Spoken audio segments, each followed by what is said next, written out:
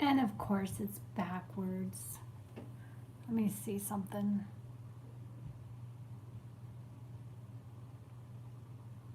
No, it's backwards.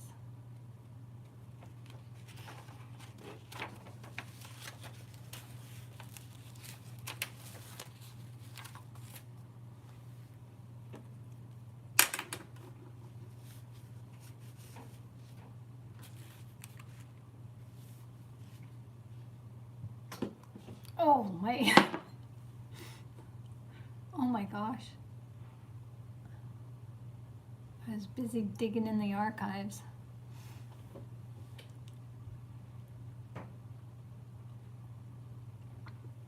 Hello and welcome to Shannon Gilmore. Positively Spiritual. This is a Halloween exclusive, a Halloween special. We don't do Halloween on here, so we're just going to wait for people to come on in.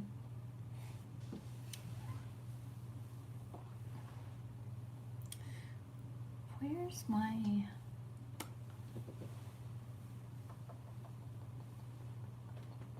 Oh, it's over here.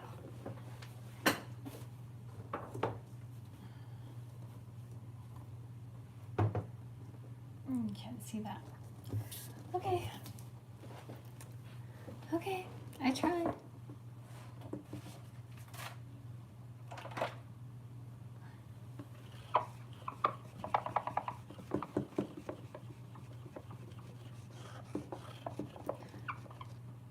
are we looking at? Oh, I guess I should turn it up for you guys.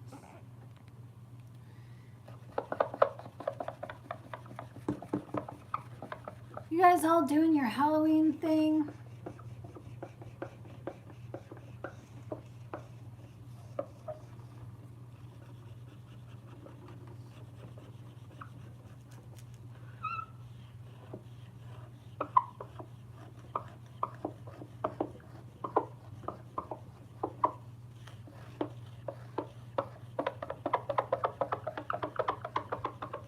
Oh no, you guys better show up for this. Oh no, you guys better show up for this.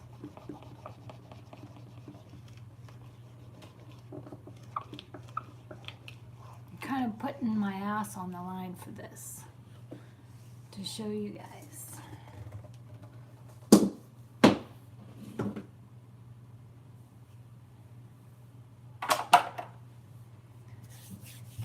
Okay, we'll give it a few more minutes.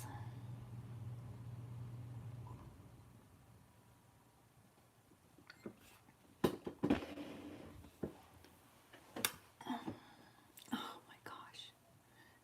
Mop. Hello, hello. Welcome. Nice to see you. Welcome. Come on in.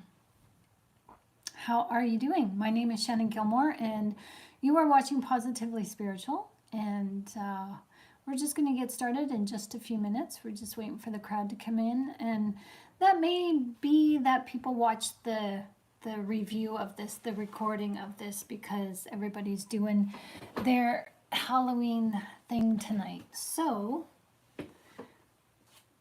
I'm just going to get on with it. All right. So you might see this picture backwards, but this is a news article that was about me in Yorkton this week. This is a Canadian newspaper in Saskatchewan. You can go to www.yorktinthisweek.com and you can Google my name, Shannon Gilmore. And this is a 2012 article written by Calvin Daniels. He actually wanted to do a video, a documentary on me, but I said no. Because when I wrote them and I wrote an article for them and they published it, and they were very interested in this article, and since publishing it, people were contacting me because they wanted to have their own sightings of an elusive creature we call Bigfoot or Sasquatch. And I said no, because that I didn't know what we were dealing with at the time, didn't know what was what. I was still having encounters, and these encounters were very new, and I really didn't know what I was doing. I was flying by the seat of my pants, gaining information and talking to other people in the community who had their own sightings. And so I was just going by feel and going by what other people were doing and taking their advice. And so when this article gained attention, people wanted to come onto my property in Saskatchewan, Canada to have their own sightings, and I said no. So if you guys are willing to hang with me, I have a hair sample that I can show you. I have a story about Sasquatch that I'd like to share with you. And I'm sharing this with you because tonight is Halloween, and many of us, including Christians, participate in this evil day. And you know, whether you guys have done your own research about Halloween or not, I used to talk, I've done articles, I've printed them in papers, I've done articles about Halloween and the backstory of Halloween and all of that.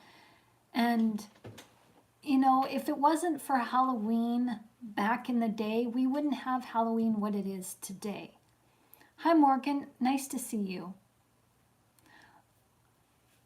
Well, if I don't know how to help you. Morgan says that they can't understand me because they don't speak English. I'm sorry, I don't speak any other language other than English, so anyways, that kind of caught me off guard, but that's okay. So I was interviewed in 2012 as my sighting of Bigfoot and my continuous encounters with Bigfoot or Sasquatch began on an isolated, secluded farm in the outback of Saskatchewan, near Norquay, Saskatchewan, in Canada. And my sighting was not a conventional sighting, and my sighting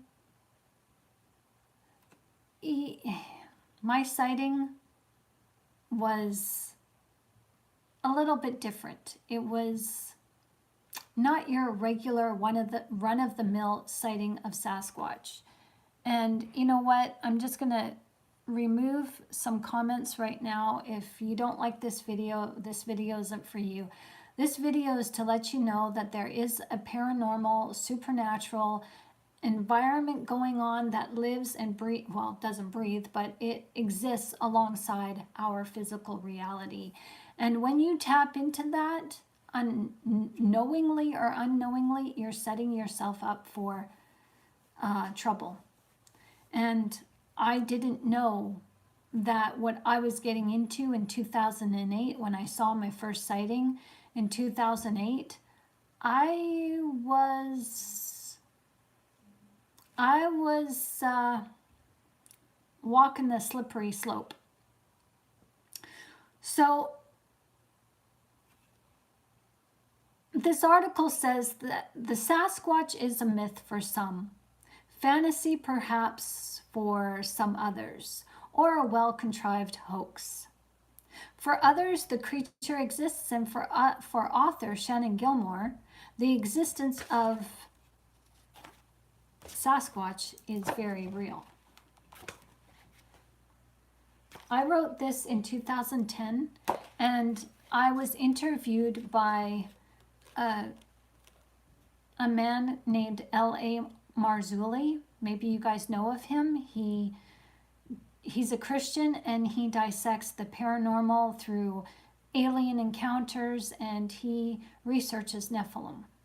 And so I went on his podcast. I was a guest, and I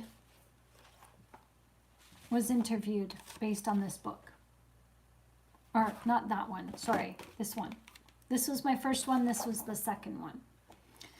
And L.A. Marzulli wanted to have me back, but I declined because there was just so much attention that I still didn't know what was going on. So this article, you can read it online. Um, it just documents how I wrote a book from my encounters, and that's what I want to talk to you guys tonight about, is my encounters. This is initially what I saw. I had to draw it. Can you guys see that? Its back was to me,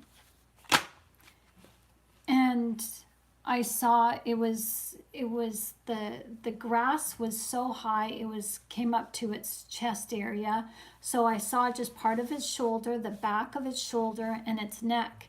And as I'm looking at this thing, how I saw it, how it came into my view, was something that I never experienced before. Exactly. Tomorrow we will know how many children are missing because of tonight. Exactly. Tonight is a very, very evil, evil, evil, evil night. And, you know, it's raining right now, and, you know, that's what I prayed for. Many people pray for rain and snow and inclement weather to stop people from going out on this holiday.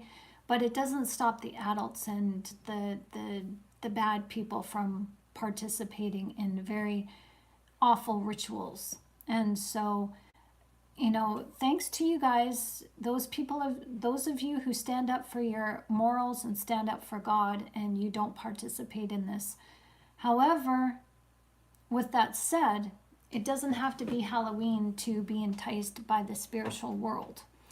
And that's why I'm talking about this, because many people think and are under the strong belief, like when I've told my encounters, when I've shared my encounters, I've done a lot of public speaking back in 2012 to 2013, and I just stopped because the community was not addressing the truth of what Bigfoot and Sasquatch is. They wanted to just lead the public into believing one side of the coin, and that's a dangerous thing to do. So I want no part of it. So I do talk about it when people ask me. I used to be very gung-ho on Facebook, but not so much anymore, as my life has taken a different direction to help people through trauma. But this in itself has caused trauma. I've talked to, you know, a Baptist pastor who lost his faith because of how he saw Sasquatch, and he started researching other denominations and other cults and other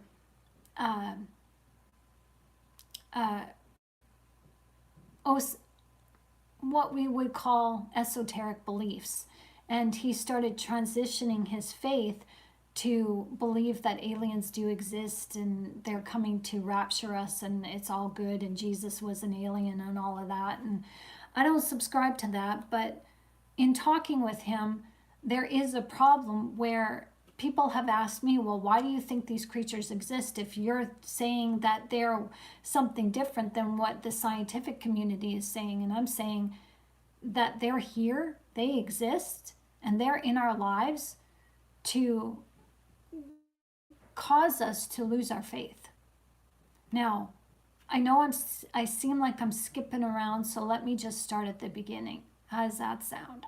Thank you everyone for joining in tonight. Tonight I want to talk to you about my personal encounters from 2008 to about 2017. Okay? My first sighting was in 2008, and this is what I saw. I saw it, how this sighting happened was, I was just outside my door, okay, my farmland. Okay, let me give you a rough idea, okay? Let me give you a rough idea. My farmhouse was here, front door right there. Can you guys see that? Okay, front door is right there. All of this area was my yard, okay? So there's a line of trees, fir trees right here, a line of fir trees right here. a gravel road right here. This is the gravel road right here. And this would be my driveway right here. And another set of trees, a line of trees right there. Okay, so can you guys see that? So I came out of the front door and I was over here praying. And as I prayed, and I was facing this way, and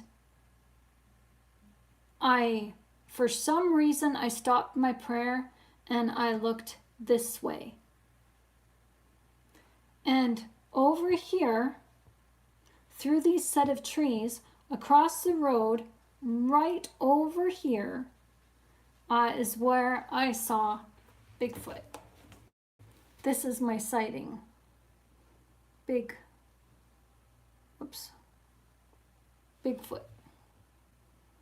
Okay, so I was praying for about 15 minutes and something just caused me to direct my sight to look behind me. And I saw this figure form and I knew exactly where it was. It wasn't in my yard, but it was across the gravel road. And there was a ditch here and it was standing just on the slope of the ditch that led to another road that led over here, because there was a dump, community dump over here. And there was somebody over here, but I could not yet see that person. But that's why the Bigfoot was looking in this direction, and that's why their back was to me. So they didn't see me. And if they did see me, I wasn't a threat. But I saw them looking in the opposite direction that I was looking at them in. So, how long I looked at them for was not even 5 minutes, I don't think. That's what I saw. I saw the back shoulder and I saw no neckline. No neckline. And that's what I said to myself. I said, this thing has no neck. And I thought about running from the tree line back through the front yard to the house. The front yard just had grass, so there was no obstacles in my way. It would be free and clear, but I thought, if I move, then this thing might hear me. Because what if, like animals have really good hearing. They have a really good sense of smell. I don't even know if I was downwind or upwind. I couldn't tell you that. All I remember is I was crouched down and I had my hands on my knees as, my feet were planted firmly on the ground, and I'm staring at it, and my legs started shaking. And I started shaking because I was excited at what I was looking at, but then I'm like, oh shit, I'm looking at Bigfoot, Sasquatch here. Oh my gosh. And it was just me and my 8-year-old daughter. So my then husband at the time was away at work. So there was no friends, no family, and I was out in the boonies. Like you're talking about out in the boonies where there was like forestry, probably about 3 and 4 miles on 3 sides of me. And then like there was other surrounding farms around me, but it's like I'd have to walk through a field to get to them, which walking would probably be about a half an hour, 40-minute walk. That's how big the field was. So I thought to myself, okay, go back in the house and grab your camera. And I thought, no, if it hears me run and hears that door slam, it's gonna bolt. And who's to say that it will be there in that spot when I return? So I looked at it and I told myself, don't blink, don't blink, don't blink. So I wrote about my encounter in this book. And you can download this PDF copy on my Ko-Fi site. You can download it immediately and read it for yourself. But I'm going to read to you some of this book tonight. I've had so many encounters that I haven't written about it or haven't talked to people about it before. I do have a website, a blog that I share, a link to my blog, Sasquatch. That I recorded the scientific aspects and my encounters that I was willing to talk about, and some of those encounters were strange and scary. It's wonderful that I haven't been, ostracized in the way of, like, I put my reputation on the line. I've been a peer support counselor for a long time, and I put my relationship with my public on the line to get the truth out. And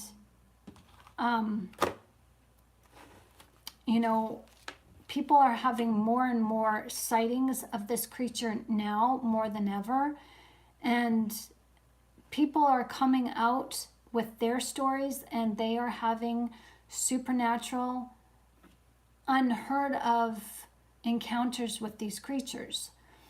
And back in 2010, when I published this book,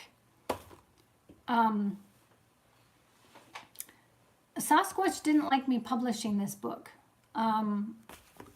They came after my dog.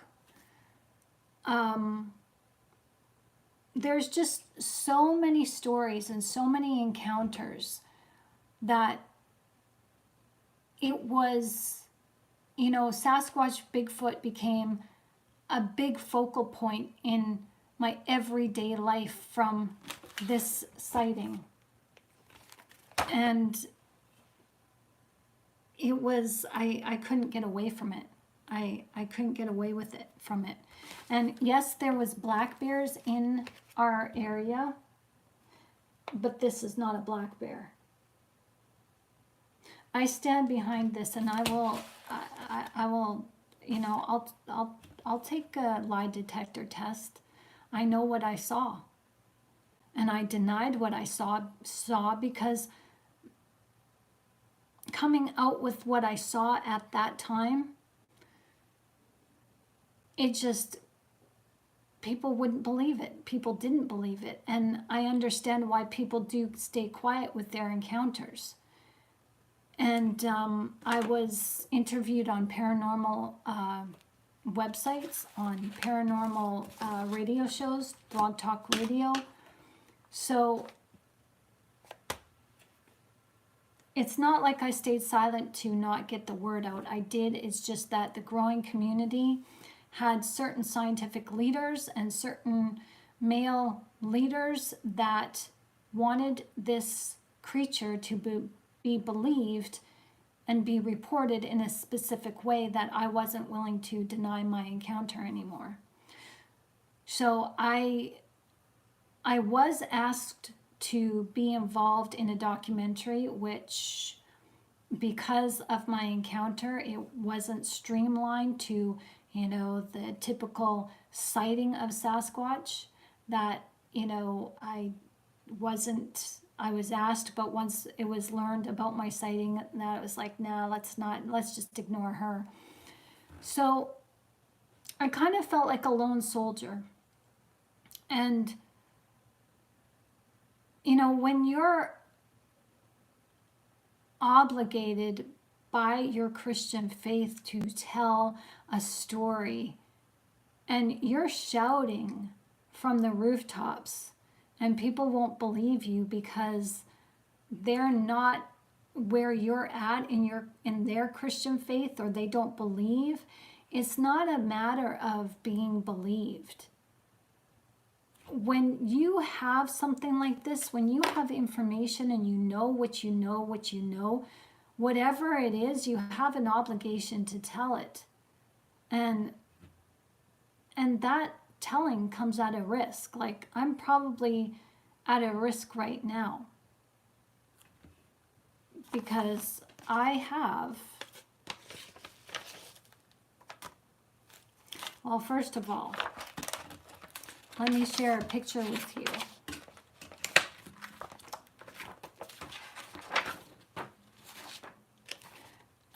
I know this may not look like much,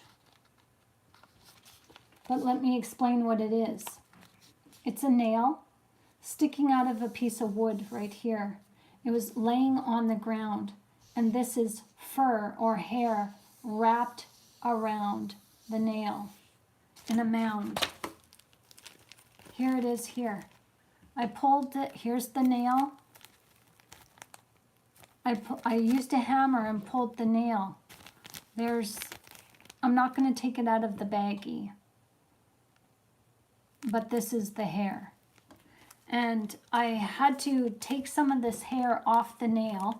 So it was wound around the nail, and here it is.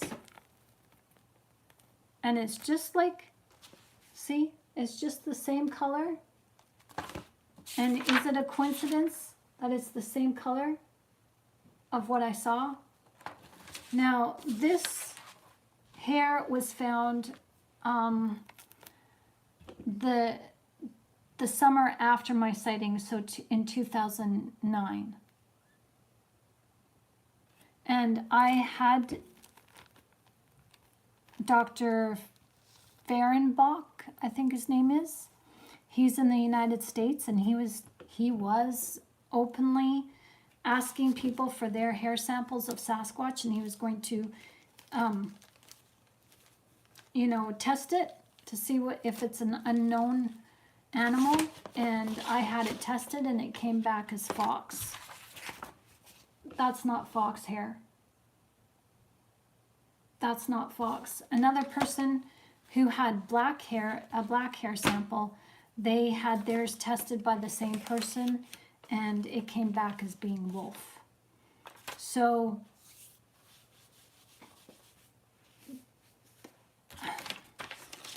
you guys are seeing this. I've never shown anybody. I've never gone public with this in the way of showing people what I've got.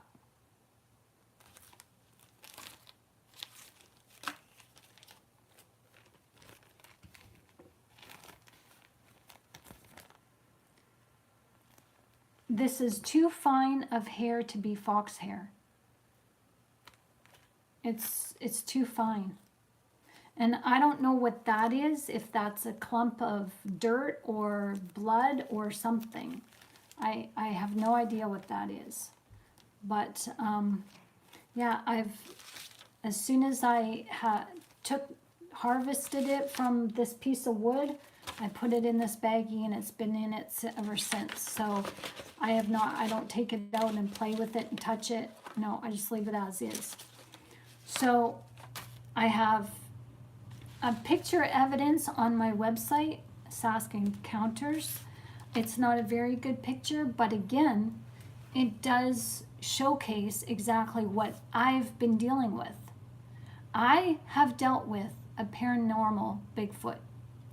Native American folklore says that these creatures have the ability to what is called wrap themselves in light. That's exactly what I took a picture of. I had a small chihuahua at the time of this picture, and this creature wrapped itself in light and tried to abduct my dog. So that's on camera. It's unexplainable. You can see a hand on the back of my chihuahua as my chihuahua is forced to lay on his side, and there's just a huge light source. And I've showed it to the Bigfoot Research Field Organization, and they just don't want to deal with it because they don't want to believe that Bigfoot exists in a paranormal sort of way. So, do you guys want me to read to you from this? So,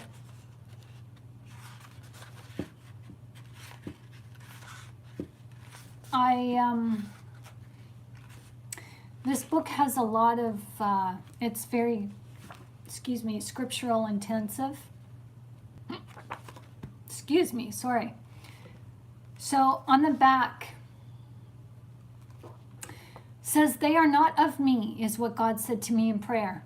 Discover the truth about Sasquatch and unknown entities through the experience of a woman and her family, Shannon Gilmore, as she documents a seemingly unrelated encounter with an unknown source and brings the reader to a whole new perspective on what Sasquatch might be.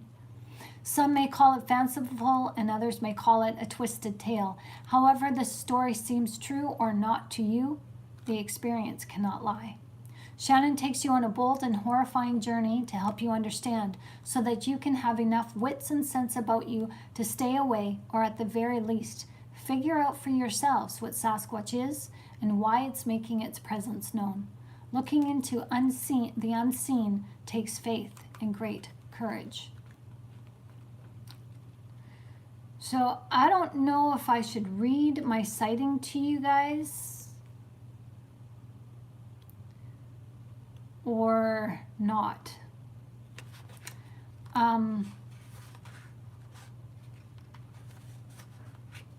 It's not that it's difficult to talk about, it's just, it's hard to explain.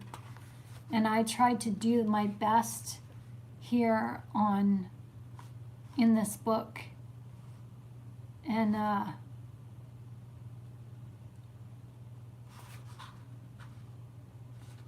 the more, like, this sighting was in 2008. We're now in 2024, and I know for myself, as you guys, if you've watched the videos on this channel, you have seen me share with you scientific knowledge of the quantum science. And on my Saskencounters website, where I document some of my encounters and just what I believe to be true about Sasquatch from a scientific viewpoint. This second book I wrote about when I woke up. God woke me up from a sleep, and as I was waking up, I heard a question that was posed to me. And that was, does the air hold a magnetic charge? And I thought, what does that have to do with anything? Then I was led to read the Philadelphia experiment. And that tipped me off and pointed me in the direction of Native American lore, where Native Americans have said that these creatures wrap themselves in light and become invisible to the naked eye. And I actually saw somebody's photo where the creature wrapped itself in light. It was invisible. You know, there's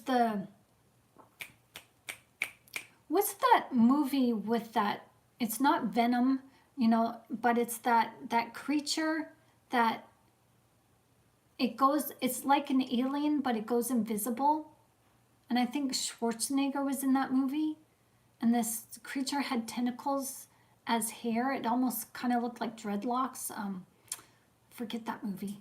But in the movie, the special effects were that you could tell it was invisible, but you could see it was in an altered state, but you could see the outline of the creature. Well, that's what I saw on video, or not video, excuse me, on a picture from a video. And it was really, really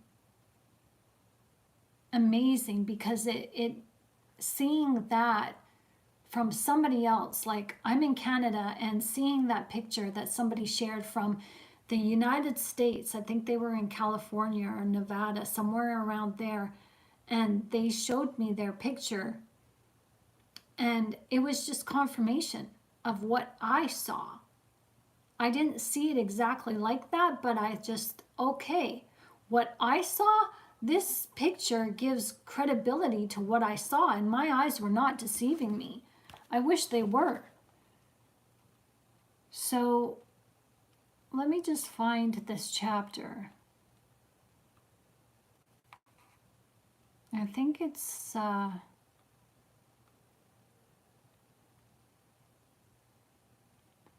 okay. And if you guys download this book, I'm going to warn you that I share with you guys my encounter that I had using an Ouija board and why I know that Sasquatch is a spiritual creature and what I know what they are. And that's based on my encounters with evil spirits way before I encountered Sasquatch. So, just give me a second. Okay. Okay, so here we are, chapter 1. You guys ready for this? Coming close. Okay, God says this: if my people who are called by my name will humble themselves and pray and seek my face and turn from their wicked ways, then I will hear from heaven and will forgive their sins and will heal their land. 2 Corinthians chapter 7, verse 14. Things are not as they seem. That was apparent to me the day I saw it. I wasn't ready to see it. In my heart and mind, perhaps I now know that I wanted to see it and needed to, but seeing it changes you. Growing up with campfire stories born out of Indian legends of the Wendigo piqued my curiosity enough to convince me that possibly they could be real. Okay, so I threw out the bloody, gory details that made for a good Halloween story or a good ghost story, and I saved the rest. But something in me just knew. Living in a small town, Alberta, Canada, where the rugged pine and the majestic snow-capped mountain cliffs meet the rolling thunderous hills that streamline into tall grasslands called prairies, as far as the eye can see, is the place that will always be home to me. She's been good to me, but even with the hidden legends amid the backdrop of wild history leading up to modern day sightings, in Alberta, we have Native American lore and legend. Like, Alberta is a Native American territory. Most of Canada is, and it's just full of wonderful Native American backstory.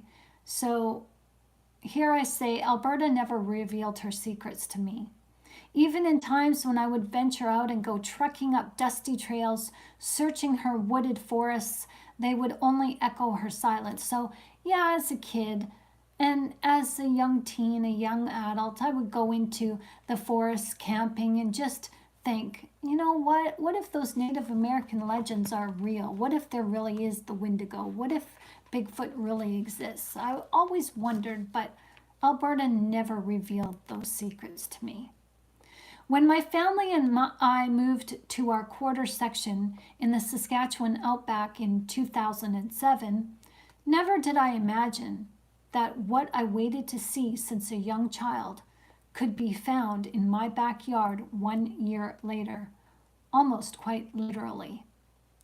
May was our move-in date, and that summer we were so busy dealing with the neglected yard and taking on home renovations that we were too busy to notice anything out of the ordinary.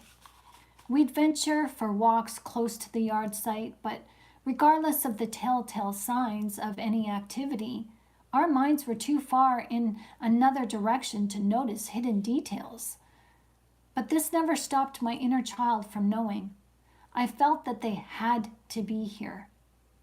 And yeah, I did ask my husband if he thought that they were here, if there was a possibility that they could be here, and he quickly dismissed the idea. But something in me, I just knew. I don't ask questions like that. I've never asked something like that before, and I just said out of the blue, do you think they're here? Do you think Sasquatch is here? Do you think Bigfoot's here? And he's like, no, nah. Here? No, no. But I was not easily convinced. The position of our property told me that we were in the ideal location. Forest and hills surrounded us on 3 sides.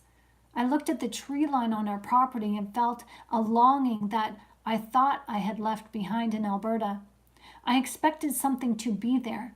Not in that moment, of course, but I knew It was just a matter of time. And I knew they knew this land. I just knew it.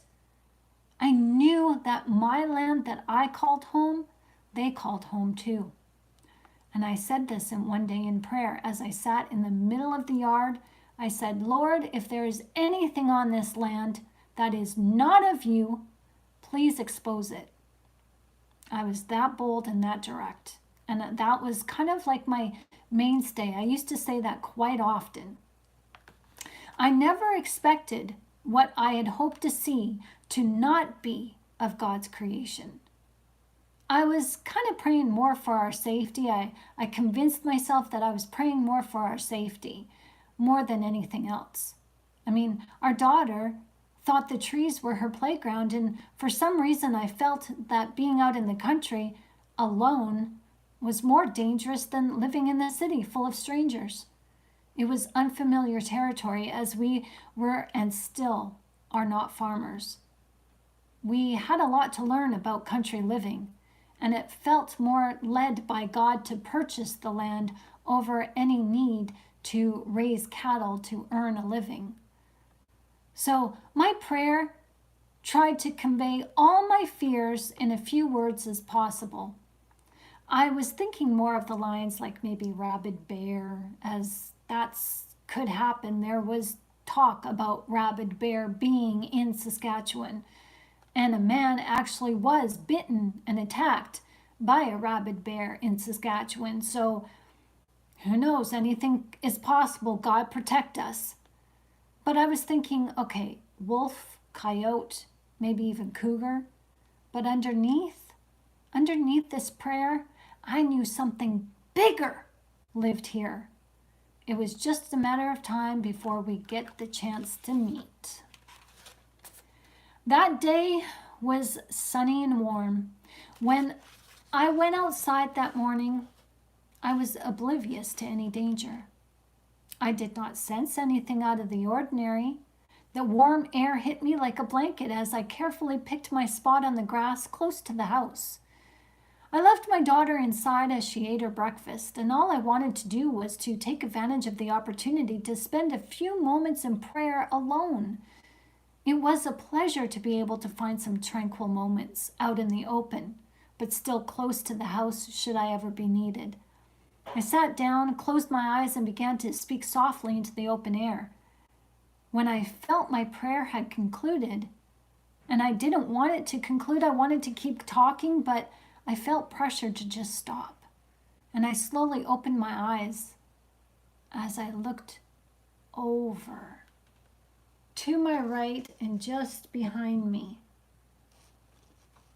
Sitting with my back to the house, I felt eyes focused on something dark that could be seen through the evergreen trees that formed a single line bordering our yard site.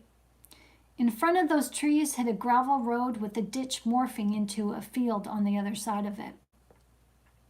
From where I sat, I guessed I was perhaps 10 feet away from the house in one direction, and too focused on the darkened shadow to figure out how far I was from it in that moment. It was a familiar figure that had been moving slowly, but it moved like it was on rails. Like it didn't walk like this, step by step. It moved more like it was on rails like this. And it was very slow. And it never looked my way. Well, as far as I could tell, I was really quiet.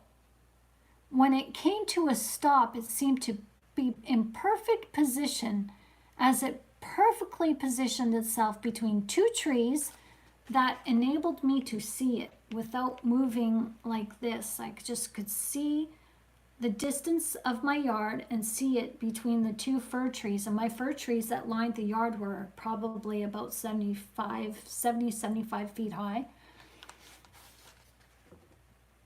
So I was able to view it quite perfectly without obstruction. And what I saw was hard to believe and hard to describe. as it is equally difficult even now.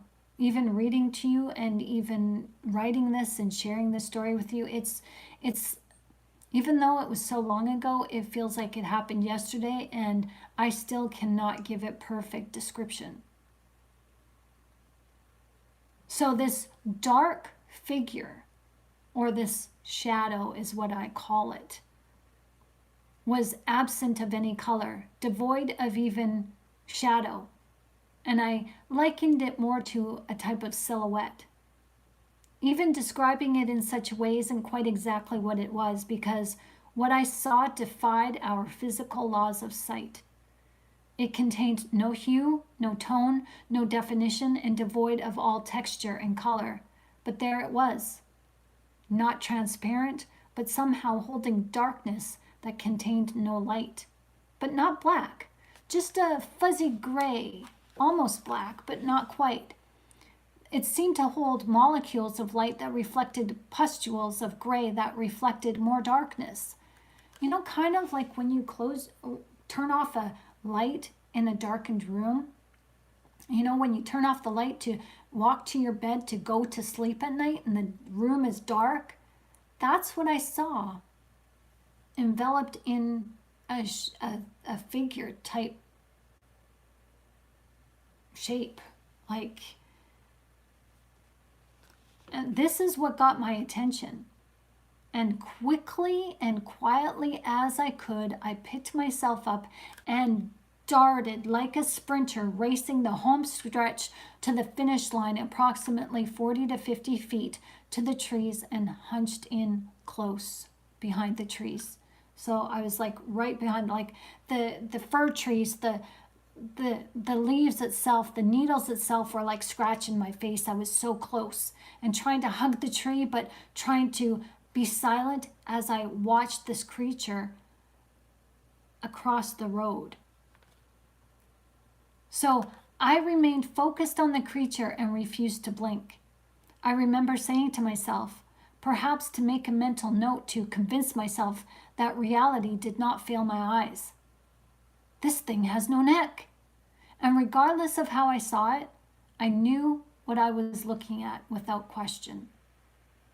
The only thing that separated me from it were the girth of the trees, the 10-foot grass boulevard in front of, that was part of my yard, in front of the gravel road, the 5 feet wide ditch from the road to the opposite side, eyeing up the creature who I figured was about 8 feet tall, give or take, and knowing what it was possibly capable of, I knew I didn't stand a chance. I couldn't outrun it. There's no way. I thought about retrieving my camera, but had it heard me to do so, I imagined it clambering through the trees without questioning if those trees would hinder it. I didn't have enough speed in my legs to make it to the front door, and any split-second adrenaline rush would not cause me to outrun this creature, even if I caught it on a slow day. I felt I was better just to stay put and ride the moment out. My heart thumped in my ears, and I had to remind myself that what I was staring at couldn't hear my heart beat. I was so careful to slow my breathing down just in case it did hear me, not wanting this thing to turn around. And now that I think of it, I even remember in my mind trying to coax it, turn around, I want to see your face. And then as soon as I said that in my mind, I'm like, no, don't, I don't want to see your face. I don't want you to see me. I don't want to see your face, because if you see me, I'm done. I'm a goner. And so I didn't want this thing to turn around. And when I was like convincing myself, like, oh my gosh, take back what you said, you know, my legs felt like jello. And I had to force my muscles to stiffen and tight, to hold my knees still, and to prevent them from buckling from underneath me. I wasn't about to let fear chase me away from this moment of a lifetime, even though I didn't know what this moment of a lifetime was and how it was going to play out. I didn't think of my life. I didn't think about that this creature was going to tear me from limb to limb. I didn't think of my life in danger, but then I knew if I did give it some thought, yeah, I couldn't outrun this thing if I wanted to. So yeah, my life was in danger, and I thought, just stay put and stay still. That's the best defense. So as I'm looking at this shadowy figure, and I'm, it's moving like it's moving on rails. It's not walking like this, step by step by step. It's moving like it's on wheels or rails, like that, and then it just slows down and stops. And its back was to me, and as it stopped, and as I'm looking at it and all this stuff is going in my mind, turn around, no, don't turn around. What am I looking at? You know what you're looking at. Shannon, you know what you're looking at. This thing has no neck. I've got all this stuff going on in my mind. And here I see this figure that looks dark when you turn off the lights, and you've got those speckles of light in the darkness. And this darkness is, it's almost like a cookie cutter. Think of a cookie cutter standing up. You're not using it to cut cookies, but you're just standing it upright.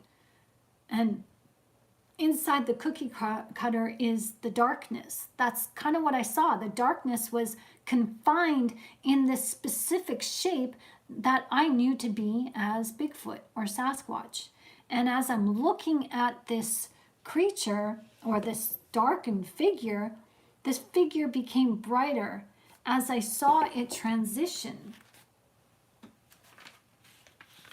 from an opaque shade of gray to orange and red, creating what I would call a cinnamon color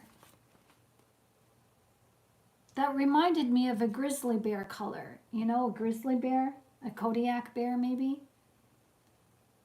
But we don't have Kodiak bears. We don't have grizzly bears in the outback of Saskatchewan. We have black bear. That's it, black bear. And I saw those. So when the color, when the color became clear, I then saw the texture, as I saw stiffened clumps of fur jetting from its body, forming natural shadows that took on the appearance of a wet, shaggy animal. Its back was slightly off-center to me as I looked at its left shoulder and the back of its head, and I assumed that its attention was diverted to something out in the field as it remained motionless for quite some time. My mind begged for it to turn around, and no sooner had I said that did I regret and retracted my inner voice. I chose to remain still and not draw attention to myself because I wasn't certain I would like what I saw had I seen its face. And if I did see its face, would it see me and become startled or angry? I couldn't take the chance. I was risking it enough as it was. I must have looked over its body over a dozen of times, tracing the figure in my mind. The rounded head seemed to be directly attached to its shoulders, and I couldn't get over such a distinction. The body didn't move, and I couldn't tell if it was breathing. It just remained silent within the moment, as if it never was there. That's why I refused to blink. My eyes burned as I forced them to remain open. I allowed them to water a bit to take the edge off, but allowing them to close, oh no way, that was totally out of the question. I watched for about a minute. Its head was massively huge, and there was no mistaking what this creature was. It stood among tall grassy weeds, and I could not determine where its torso met with its legs. I assumed its legs were massive, individual powerhouses of muscle and sinew over thick bone. But I had no time to think. I just remained as still and as quiet as I could to allow time to work its magic. Shortly after, A vehicle was heard in the distance, and this is when the creature took its cue and vanished. It did not duck down. I did not see any quick cat-like reflexes. Oh no. I'm telling you, I did not blink, and all I can tell you is that in 1 minute, I was staring at something, and the next minute, at the very least, it was gone. I was staring at a familiar figure, and then all of a sudden, it was not there. It did not fade without warning, and just as suddenly as it was there, it no longer was there. Yes, exactly like vanishing into thin air.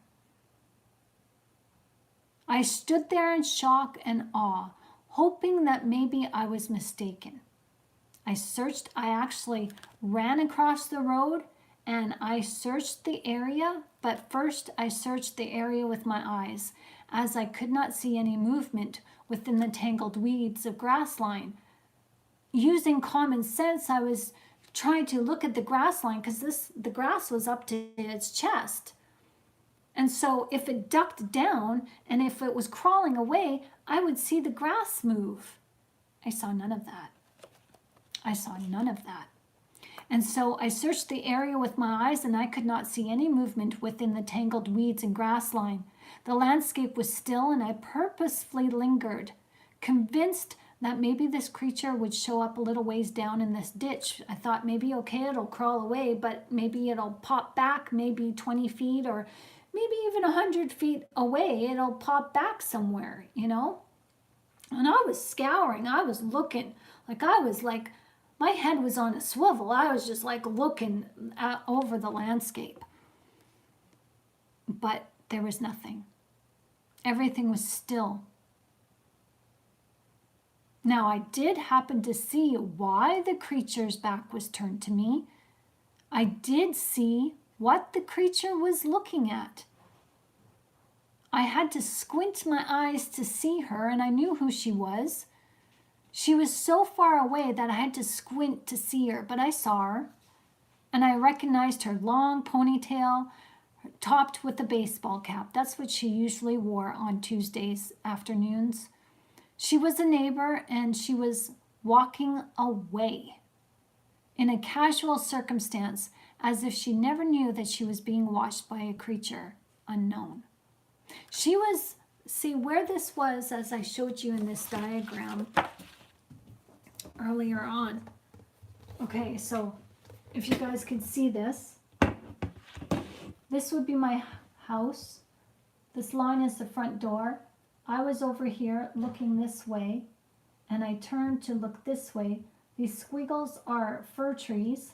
So there's fir trees lining the side, the side of the, there's fir trees over here too. But this is the front of the yard and there was fir trees. And I looked this way and I looked here and this is where Sasquatch was, right here, across the road. And over here was another gravel road and I saw somebody right here and she was walking along the gravel road. And this guy, the big guy, Sasquatch, was watching her as the dump was over here. The dump, the local dump where people would drive down this gravel road and drive down another gravel road to dump their garbage, their household garbage. And she was, the dump was open every Tuesdays from 9 a.m. until I think 5 in the afternoon. And she was a person who would sit in her truck and watch, because what people would do, what farmers would do, was they would dump their dead livestock at this dump. And so she was watching to make sure there was no illegal dumping. And so she was just going for a walk, you know, stretching her legs or whatever. And she had I talked to her that day. I didn't tell her that she was watched, but I just told her to keep an eye out for, you know, there's Bigfoot sightings and bear sightings, so just be on the lookout. And, you know, I don't know if she thought of me as crazy or not, but I wanted her to be aware that I saw something. And But yeah, so that's what this creature was looking at. So I wanted to hang on to the moment to help my memory remember seeing her, because I didn't want my mind to confuse my eyes what I had actually seen. There was no mistaking it for anything. No bear, no dog, no moose, no person. I stared at this girl. I'm squinting at her, and I could pick out her hat. I see it now in my mind's eye. I see her baseball cap.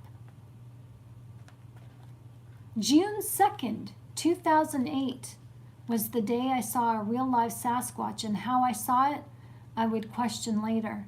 I darted to the house before my legs had a chance to fail me.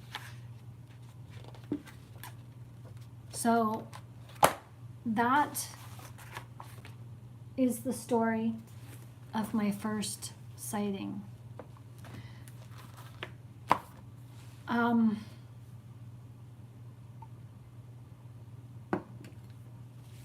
My second sighting of this creature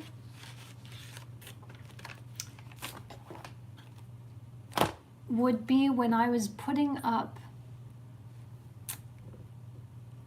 it was a 20-foot by 18-foot outdoor garage.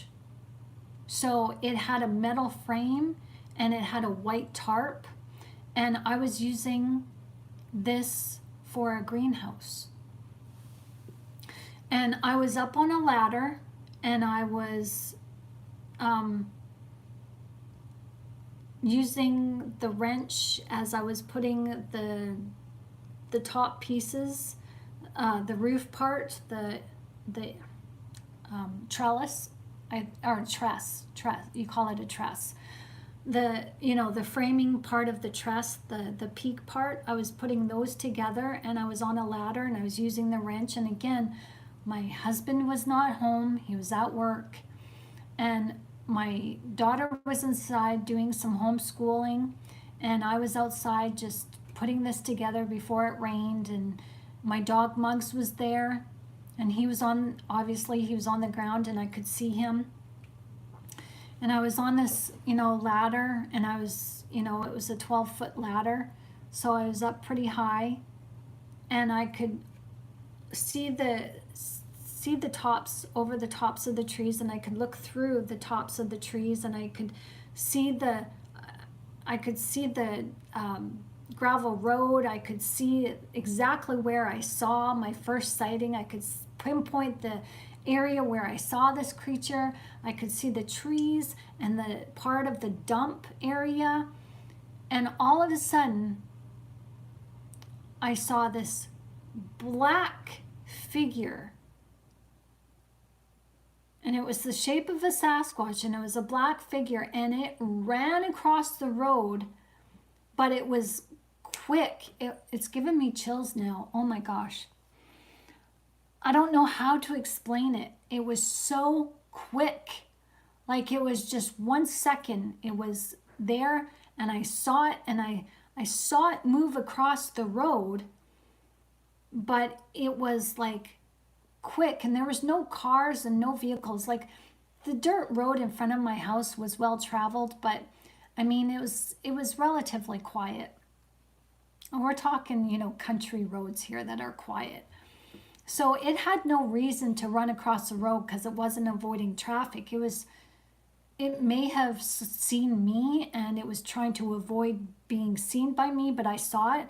My dog Muggs saw it, and he ran after it. So I'm scaling down the ladder, and I'm running after my dog Muggs, trying to call my dog Muggs back. And, I'm running as fast as I could, and I ran to the front of the yard, and I'm standing on the gravel road where I saw this creature, and there was no creature to be seen. It was gone. Whether it was hiding or it went invisible, I have no knowledge, but I saw it, and it was a dark figure. And this is like the dark figure that I caught on the game camera. Before I had my greenhouses, I had this area where I was putting up the greenhouse as my garden area, and something was taking and uprooting my stuff, the plant life, like the tomatoes, the pumpkins. And I was given 2 rhubarb plants, and I planted a rhubarb plant in that area, and it was taken. It was uprooted and gone. It just went, and it was a sizable plant. It was just missing. So the second one I hadn't planted yet, and I put it was still in a pot. And so I put it in the tree line of, we had 2 driveways. So here's the side of the house. Here's the main driveway right here. And the driveway turned to the back of the house where you parked your vehicles right here. But then there was another gravel area that led straight out that way to the gravel road. And because the gravel road went straight here and it turned off like that. And it went to the gravel road, and there was a set of trees on either side of that road. And so I planted the rhubarb over here because I knew at that time that I was dealing with Sasquatch. So I just like, okay, Sasquatch took it, so I'm going to test it, and I'm going to put it over here because that's where I knew that they like to come in and use this secondary yard site. And there was trees over here, and they would hide behind the trees and walk up a tree line over here. So yeah, there was lots of trees on the property that they would use to hide from. And so I planted that in the area where I knew that they were traveling. Well, that rhubarb plant went missing too. So I knew, like, I was testing this creature. I don't really want to talk about it because I'm not here to invoke curiosity. So I don't want to tell you exactly what I did and how I baited them and what I fed them and what I did. And but I did do certain things that got their attention, that brought them close to the house. Not a good thing to do. But yeah, there's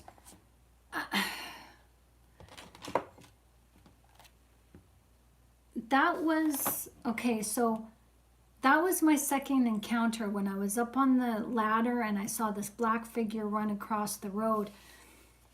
I saw Sasquatch looking through night vision goggles.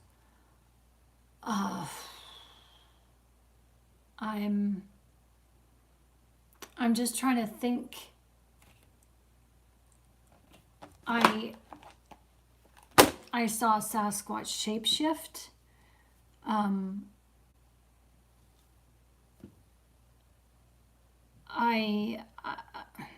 There's a video on YouTube right now where somebody caught on camera, on a game camera, where they saw a deer shapeshift into a bear, where it's got the legs of a bear and the body of a deer, and that's exactly what I saw. And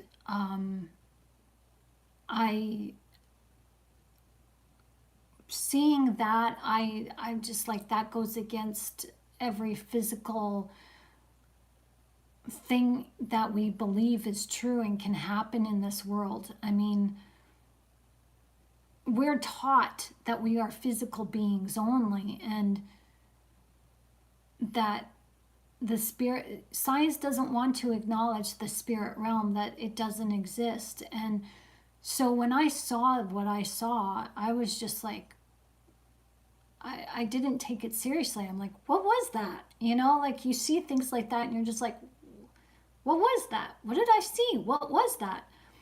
And so I was about 10 feet away from it when, like, it was invisible, and I was nearing the place where it was, and I guess I scared it, and jumped away from me, and there was trees in between myself and this creature. So I saw it through the tree line, and when it jumped, like I saw the tail, the white tail, like a white-tailed deer wave. And I'm like, okay, well, that's nothing. I scared a deer. But when it leaped, I didn't see legs like a deer. I saw legs like a bear, thick legs like a bear. And I just like, what was that? What did I see? Like, what was that? So I actually, like, it just, I was dumbfounded. I was like stuck, I saw it in front of me move, and I'm just like stuck in my, like, what did I see? So as I'm like trying to figure out and question in my mind, what was that? It was getting away. And I heard 1, 2, 3 footfalls, and then it was gone. So as soon as I just like, okay, it's gone, I went to the area where it was, and there was no footprints. There was nothing.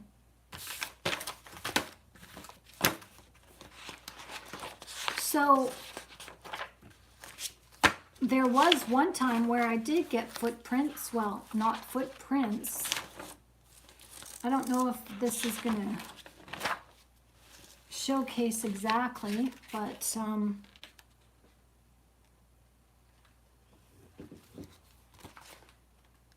okay. So I'm going to show you a picture of what I took. This is a different scenario. This is not the same time when I saw it shapeshift. This is a different time, and I'm going to give you the backstory to this.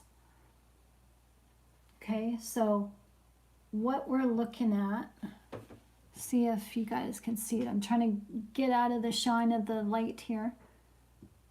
So if you look right here, if you look really closely, you'll be able to see ridges, like a fingerprint. So the backstory to this is that I almost had a dangerous encounter with Sasquatch. I went outside and I was taking pictures of a piece of chicken that I had put on the ground. And I just wanted to test, if it's raccoon, whatever. If it's like a raccoon, a fox, a skunk, whatever animal, take it. Take this piece of chicken and let's just get this over with and be done with it, right? Let's just figure out what's going on here. Well, I came out to where this piece of chicken was, and it had a bite mark out of it. And this was like a bite mark that was similar to my own bite size. So I'm taking pictures of this piece of chicken on the ground, and I see a soft Bigfoot footprint probably about 5 feet away, because I'm taking pictures all over this place trying to find evidence of whatever. And I see this footprint, and I'm like, oh my gosh. I freak out, and that's when I get scared. And I go in the house to see if I took some viable pictures of this footprint and of these prints, or no, these prints came after, sorry. So I'm going inside, I go in the house, and I'm checking to see if I'm got prints of, I took proper pictures, if there's blurry pictures, if I need to go back outside and take a picture, but I'm scared because I see this footprint and I have a good picture of it on my digital camera, and some of the pictures of the chicken was blurry. So I went back outside to take more pictures. When I went outside, the chicken was actually flipped over. And I'm thinking, shit, this creature is here. It's watching me. So I'm trying to look through the tree line, can't see it. can't see anything but grass and greenery and trees. And I'm just like, so I'm trying to quickly take this picture because I know I'm being watched, and I'm just like, I'm freaking in danger here. I don't know what I'm looking at. I don't know how big this creature is. I don't know what's going on. All of a sudden I hear thump, thump, thump. And there's a classical thing that Bigfoot do. It's called footfall, where they stomp their feet on the ground like an ape. Thump, thump, thump, thump. It's like going like this, only they do it with their feet. And I heard that, and I had a little tiny rock, a little pebble thrown my way, and it landed right by my feet. I freaking ran so fast to the front door. I was petrified at this time. So with the little bit of evidence that I had, I knew I couldn't convince anybody. I wasn't trying to convince anybody at this point. I was just trying to collect evidence for myself to know that I was really dealing with Sasquatch and just not a figment of my imagination, because I saw these things disappear and run really fast beyond human comprehension. I was just like, what the heck am I dealing with? So I'm in my bedroom window, and my bedroom window was right here, top floor right here. And over here is where I put the chicken down. And there's a tree line right here. And so I'm looking out my bedroom window, looking at the tree line where I had put the chicken, and I'm bawling my eyes out at this point. And I'm like, God, what do I do? And I'm sobbing. I'm like, I know what we are dealing with. I know, but how do I protect my daughter? How do I tell her she's not allowed to play outside anymore? How can we go outside with these creatures? I have to let my dog go out to the bathroom at least. So and I've researched, and I know they don't like dogs. So what if it comes after my dog? How do I explain to the police a bloodbath with my dog? As I've heard some and read some pretty horrific stories. And I just started freaking out. Like, what does this creature want from me? Is it trying to abduct me or my daughter or both of us? Like, there's stories about these creatures abducting. I know it sounds weird, but there's stories. And Robert or Albert Otsman from British Columbia, he was actually abducted, and he went to the courts and wrote a sworn affidavit about his abduction. So, and it does happen. It happens. And so I was freaking out. I was scared. And I was looking out my window, and I had tears running down my face. I was sobbing, and I'm praying to God, how do I deal with this? God, what do I do? God dried my eyes, and he made me feel like I was never terrified, and I wasn't even crying. And I heard in my head, you can do all things in Christ Jesus, who is your strength. Now, if I knew that scripture, if I've read it before, I don't remember reading it. I just remember that God gave me that scripture. And I had the faith in me to just, okay, God, you told me, I'm going to go back out there. So I went out there with the camera, and that's when I found this. What you're looking at is knuckle prints in the ground, like this, knuckle prints. And this one right here, which one? This one. That one right there, I'm assuming is the thumb, as it's pulling the dirt inward this way, like that. And I'll try to, can you guys see ridge marks in the dirt? We call them ridge marks. They're the fingerprint ridge marks, the finger ridge marks. So, yeah. So I took a cast of it with plaster of Paris. Unfortunately, it broke and it didn't survive the move, but we got the picture. Now, this is a picture of my ex.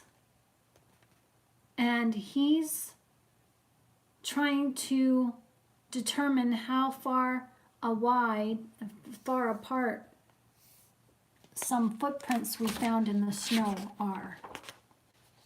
These footprints in the snow are behind him, here and here. And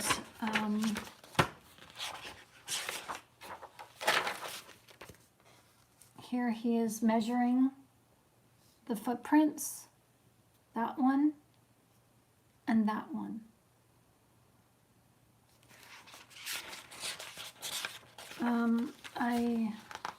I have pictures. Okay.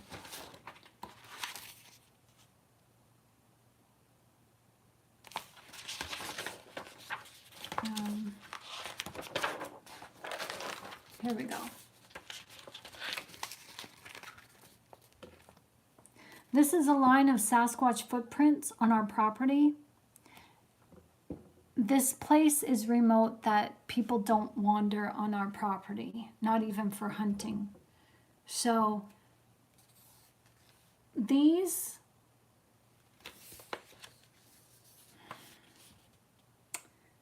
okay, let me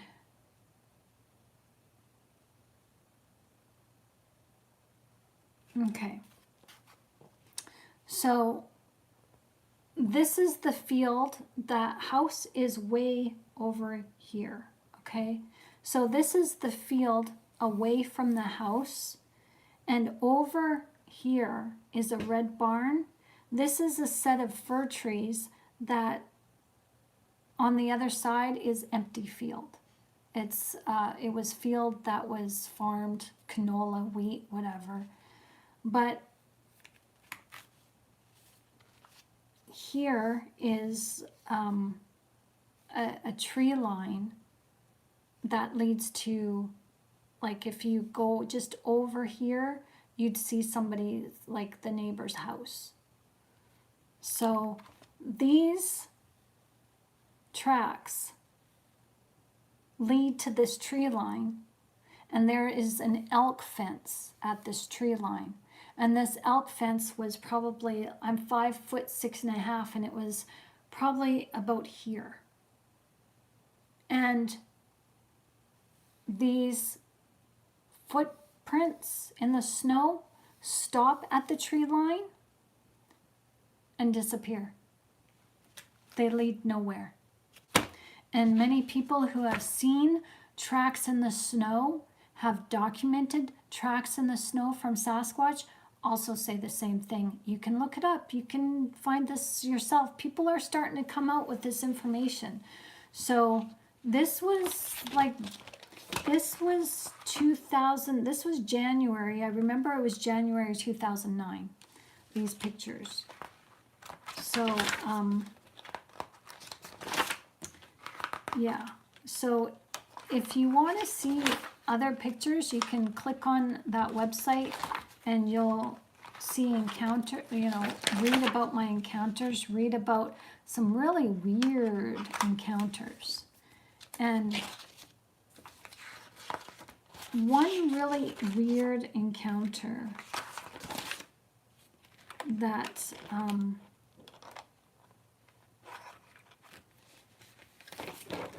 okay, I'm just going to show you this.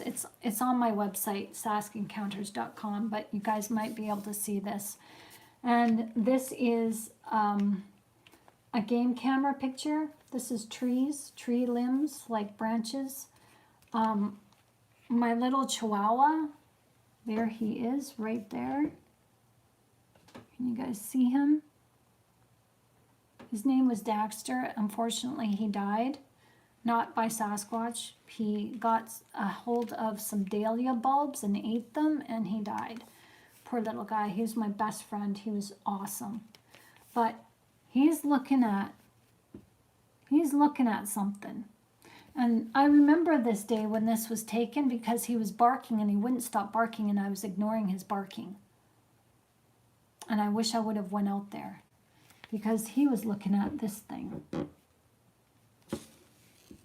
What you guys can't tell is that is this this game camera is overexposed. That's why it's so bright. And this is trees back here. And this is grass here. And where this creature is laying on its front, on its stomach, because I had the game camera right like half a foot off the ground, because I knew it was traveling, because this was a bait site where I put food. I knew this creature was traveling here. Here, right here, this little black mark here is a window from a shed. So these creatures have the ability to use their energy to overexpose game camera pictures. And that's what we're looking at here, is an overexposed picture. But this creature is down on its stomach. And what's in front of it right here, what's in front of it is weeds, blocking its face a little bit. And he's like this on his stomach. He's on, like where he is, there's a slope, there's a ground slope that leads to a pond area. And he's on the slope of the ground. So his feet are down here on the slope, and he's more upwards, you know, almost even, but still hiding his body on the slope that leads to, like I said, the pond. So that's what he's laying down in the sloped area of the grass. And his head is poking up, and he pokes up his arm like this and his hand like this. And when you see this, like, I have pictures and you're welcome to see them. Just do not copy them and take them as your own. Okay, don't do that. When you blow this up and look at this creature, you can see the face. And I tried to show here in video, or from these videos, like just pictures, but it doesn't do it justice. It really doesn't. But I can show you anyway. So what I did was I used filters to try to lessen the overexposure, to try and see if I could see. See, I can see what I'm looking at. I can see it just by looking at this picture, even though it's not a very good picture at all. I can see what I'm looking at.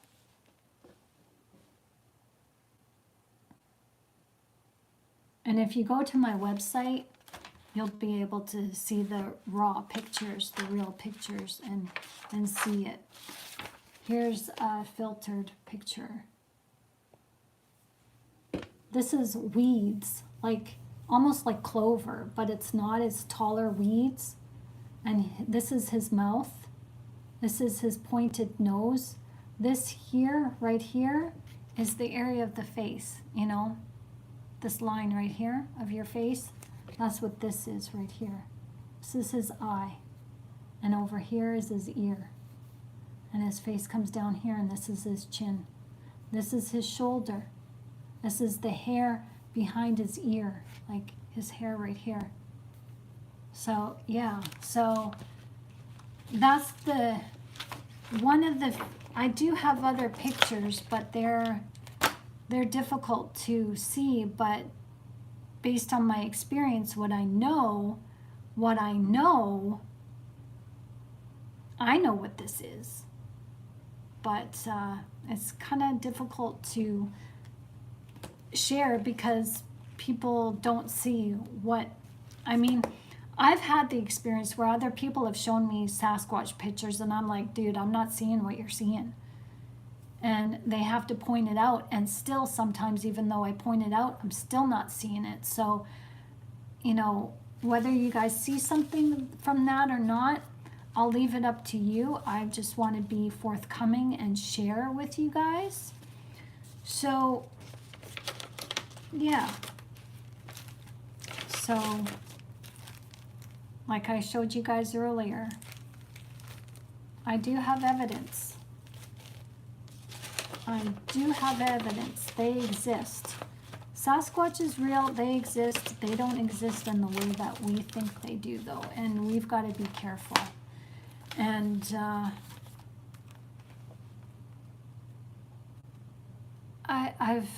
I set up a baby monitor outside one summer. That was a wild experience. They never said anything on the baby monitor, but I've got pictures where they were tampering with the baby monitor.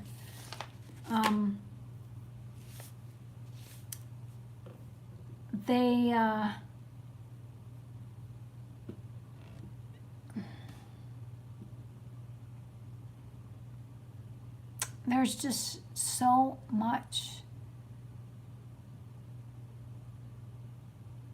I tested them one year to see, if, well, I knew they weren't of Jesus because God told me that they weren't of him. So I tested them, and that let me know exactly what I was dealing with. These creatures, they seem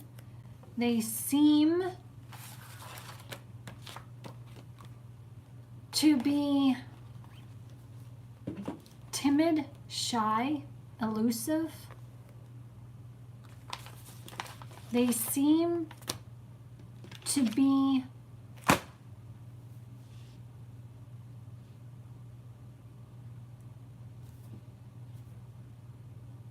what's the word I'm looking for? They seem to be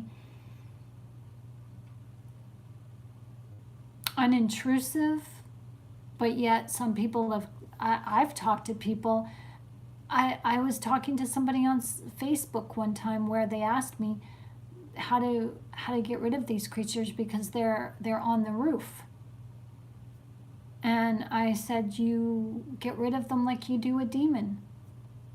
You rebuke them in Jesus' name. And he's like, I tried that. And I said, they can smell your fear. They know where the area of your fear is. If you're fearful,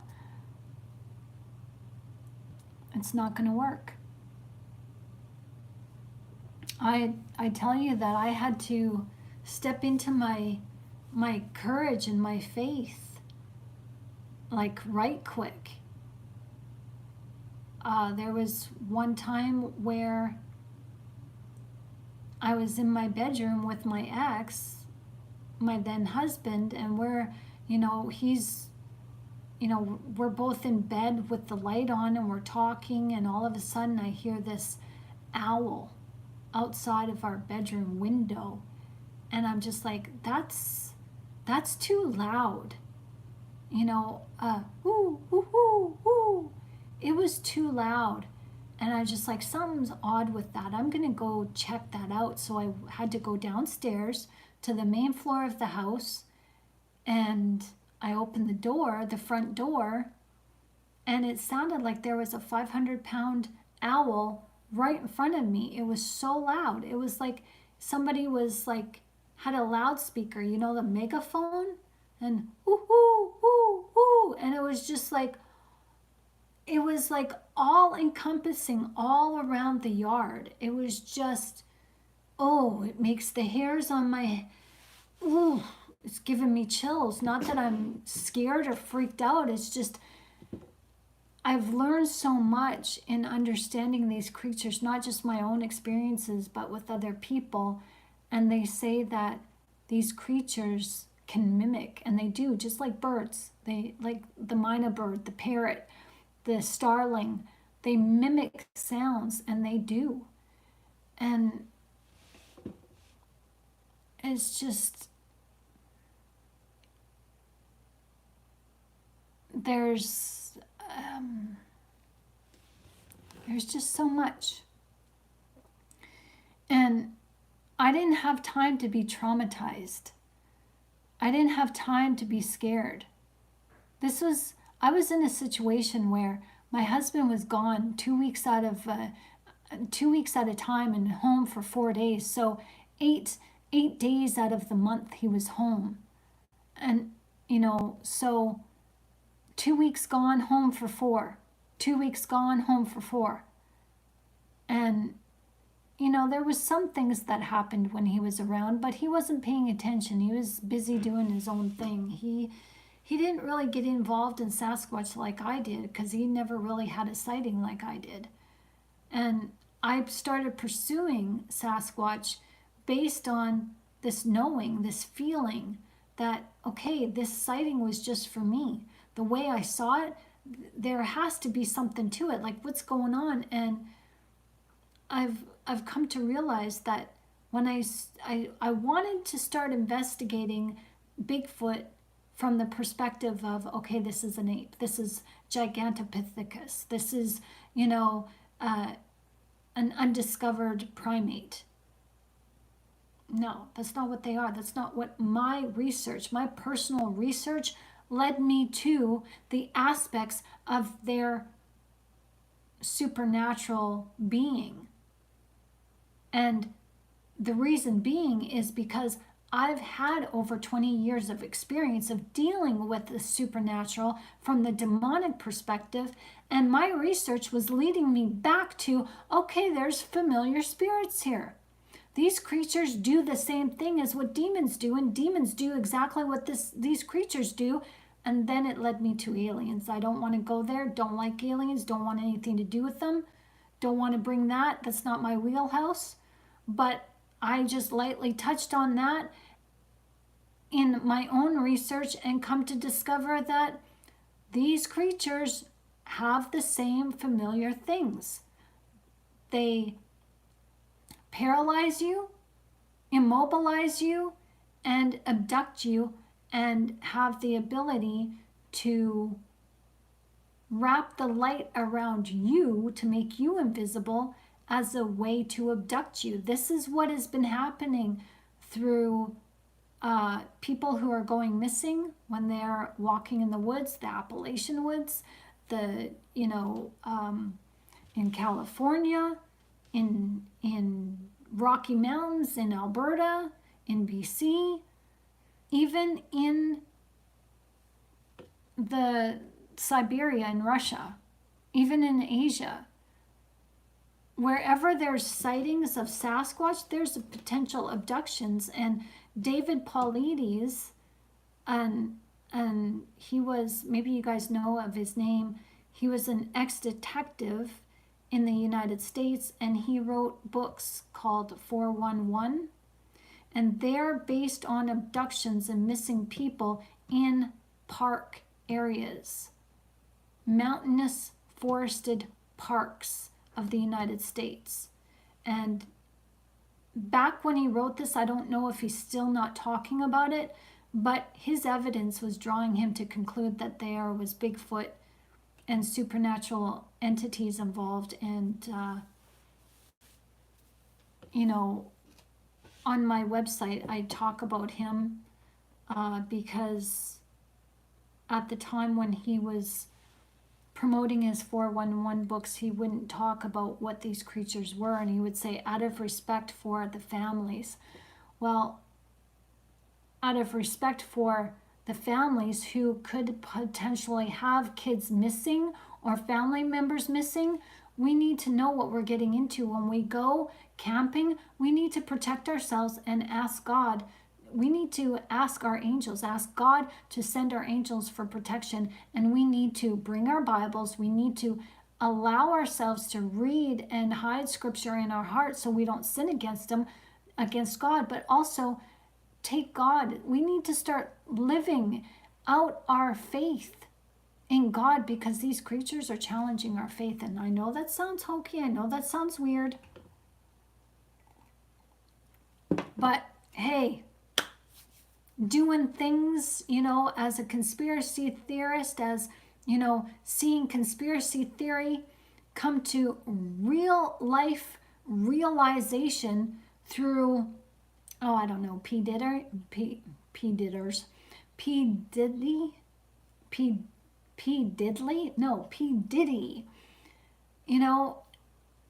Hearing some of the diabolical stuff that he was involved in. At first, what we discovered outside of, we didn't know it was him doing it, but many conspiracy theorists would do their research and come to the conclusions, yeah, there was adult and child trafficking of a very personal nature. There was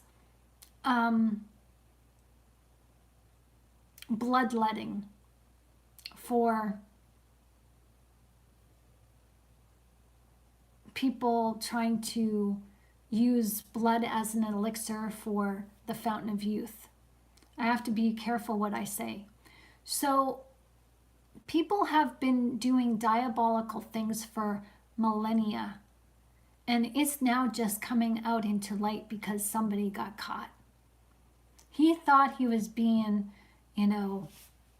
smart, intelligent, and, keeping track of people in order to keep his name and keep himself from getting caught.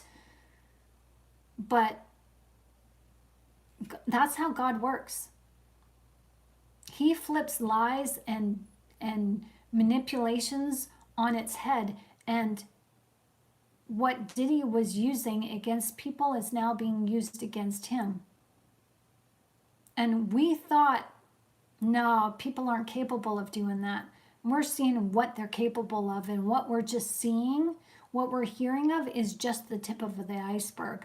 So for me to be talking to you about Sasquatch in the way that I am, you may call it crazy, you may think it's fanatical, you may think that it's hokey and it's woo-woo, but you know what? People have experienced a lot different and worse that is coming out and proving to be true. So whether you want to believe Sasquatch is real or not, this is a hair sample. This is hair that I had sampled by a credible scientist. And he was advertising, send me your Sasquatch Bigfoot hair samples. And I'm not the only one that came back with a false report.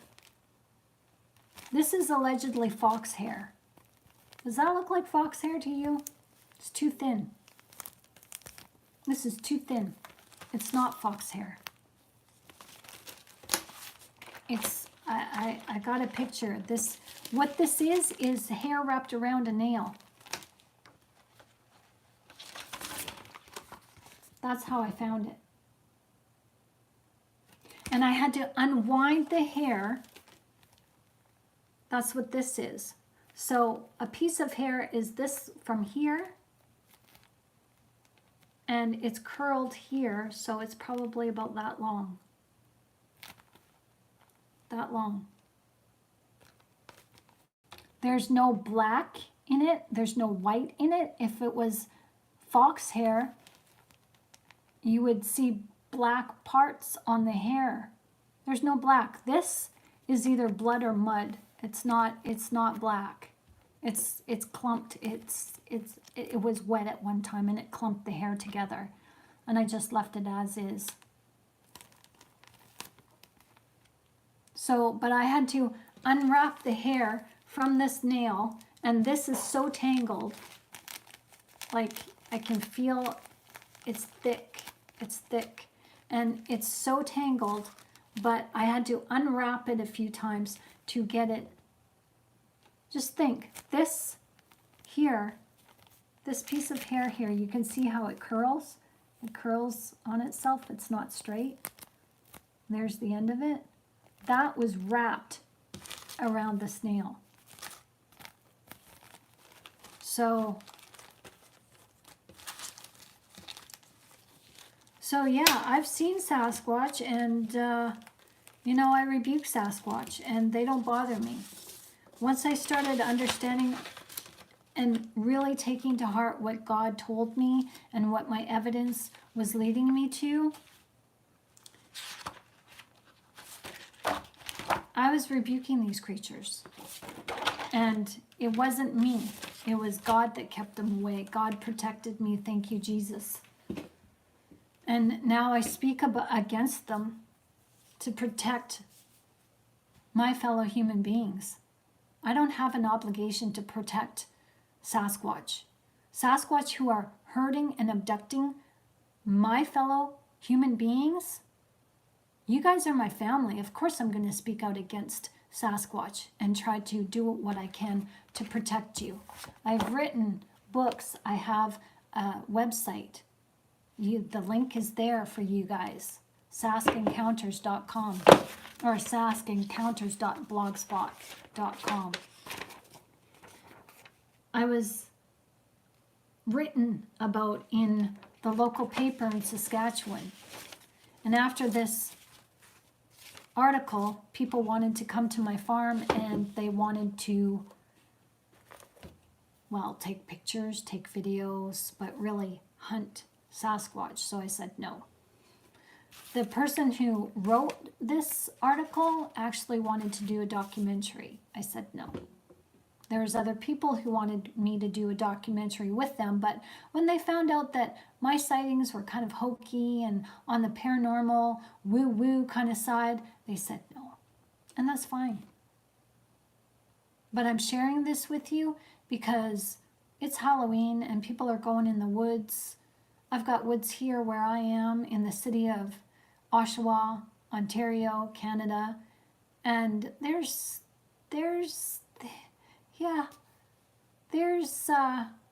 when I go there in the woods frequently, there's not sightings of Sasquatch that I know of, but I see evidence of Sasquatch, definite evidence. Hi Melissa, nice to see you, welcome. So people are going into the woods, trying to have a sighting, going in the woods drunk and inebriated, thinking that this is just fun and games and this is shits and giggles, when really they're putting their lives at risk. This is not a game. Sasquatch sightings, Bigfoot sightings, whether you believe it or not, people are having experiences. And while there are reasons why we cannot get viable pictures, even if we did, and there are viable pictures and film out there, people are saying AI. Oh no, this is doctored. Oh no, this is fake. Somebody's in a suit. Yeah, people have faked their encounters of Sasquatch for fame and notoriety. I'm not that person. I don't want fame and notoriety. I want to protect my fellow brethren. I'm obligated in the name of the Lord. I have to answer to him if I do not speak out against this. And I know I don't speak out as much as I should. I've just been really busy working on helping others heal from pain of narcissism and trauma. And you know what? I'm here to tell you that when you deal with demons and you deal with Ouija boards, you deal with going and looking for Sasquatch, you try to look for aliens, that's going to give you another special kind of trauma. And if you want help with that, I'm here to help you, because I share in my book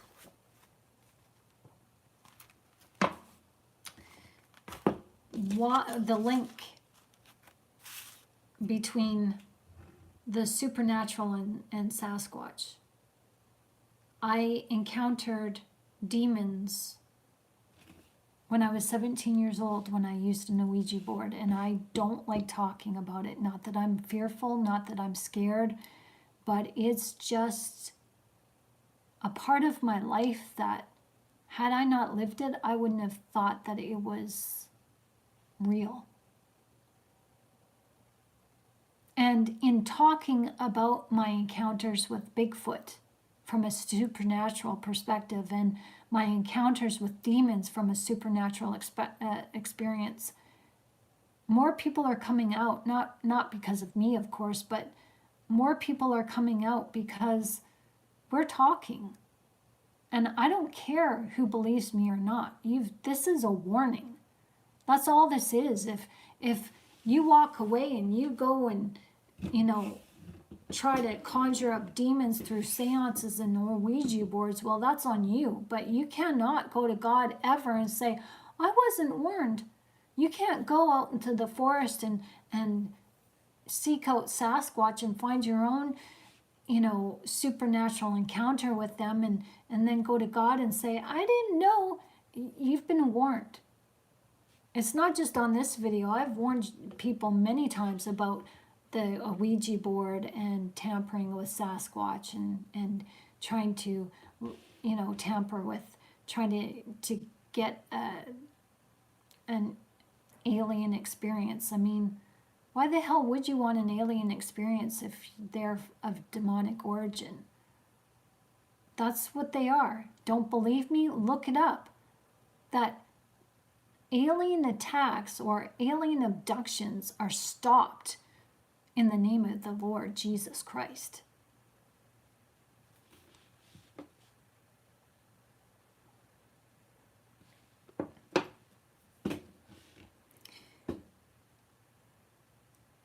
I share with you my encounter of the demonic from using an Ouija board in this book because it has relevance to Sasquatch.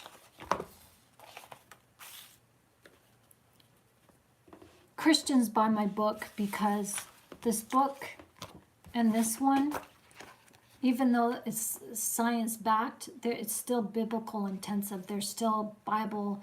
There's Bible scripture. It's all over it.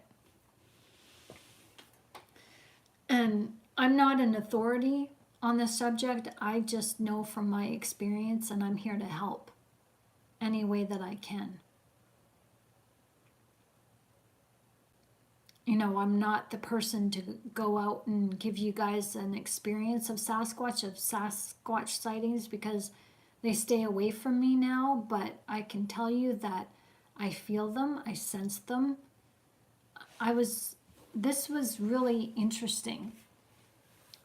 This helped me understand because when I was going through, this was outside of my Sasquatch experience. When I was going through the demonic experience of having nightly attacks of sleep paralysis and things happening to me while I was paralyzed,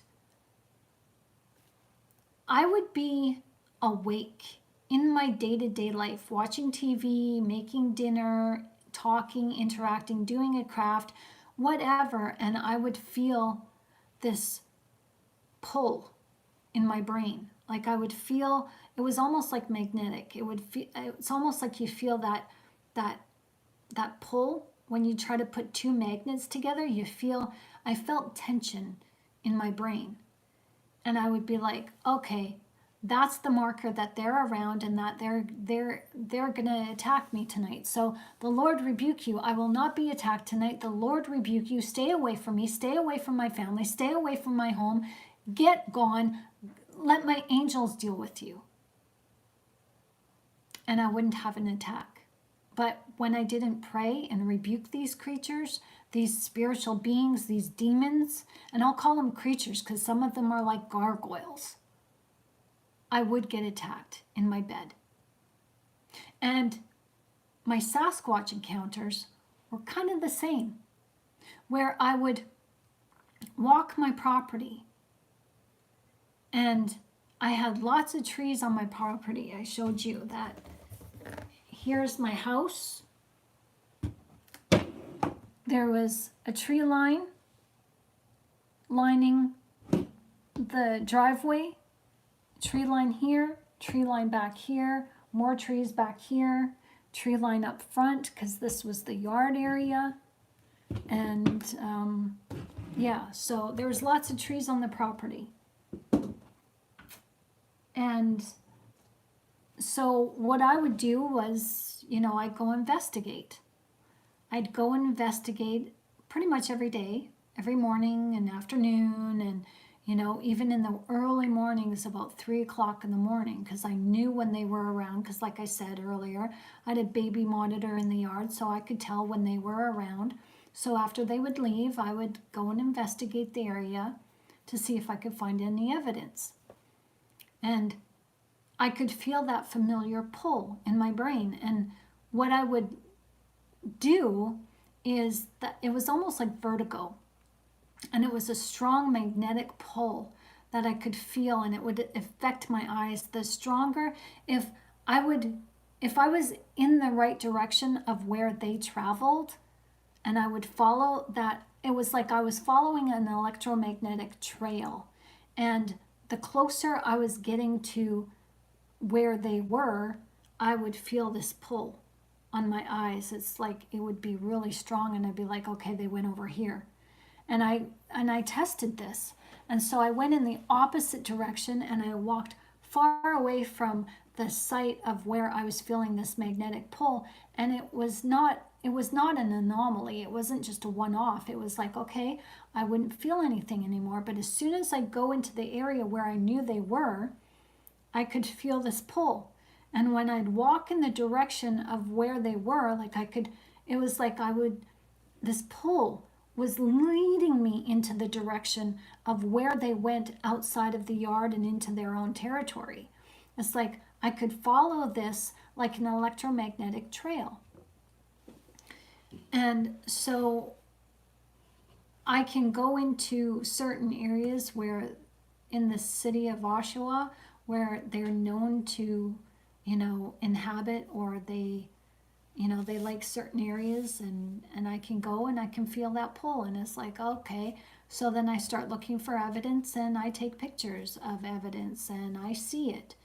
It's, and whether other people or not, I've tried talking to people, the local people, and it's hush hush around here. So in Saskatchewan, I was so open about it that, my people in my area found out that I put an article in the paper, and I was getting calls and emails and, people asking me, what do you do when you come across this? And they were saying, I saw a sighting here. I had a sighting here. I don't know what I saw, but something I saw here. So if you have an encounter, or if you want to know how to deal with this, I'm willing to talk to you about it, but I'm not willing to bring attention to it to, spark your curiosity to go and investigate. I'm the person that you don't want to talk to if you're looking to investigate. I'm not the person to talk to if you want to have a sighting or an encounter. I'm the person that you talk to when you want to get rid of these creatures because they are a nuisance and they're hounding you. And some of these creatures, I've met somebody who had these creatures inside their house, and his sister was traumatized because of it. She wouldn't go in there in the house. These creatures peek through your windows. I've had them rattle the doors. I've had them try to pull the garage door open.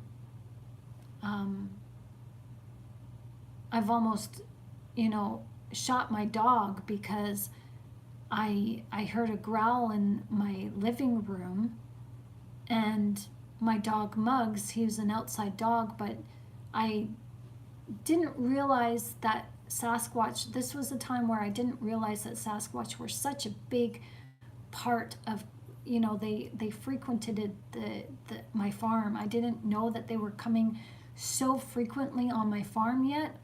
And my dog, he had hurt his paw one day, so I put him in the garage, and that's where he would sleep at night, safe, in the garage at night, because they didn't have an outside doghouse, so he would stay in the garage. Well, I came down, and I must have woken up because of the noise, but I didn't realize it. I thought, oh, I'm just thirsty. I'm going to go down to the stairs to the kitchen to get a drink. So as I was walking down the stairs leads up to the bedroom area, and the stairs right here in front of the stairs is basically the front door, and this open area is the living room. And as I walked down the stairs and it was dark, I didn't turn on the lights, and I heard this,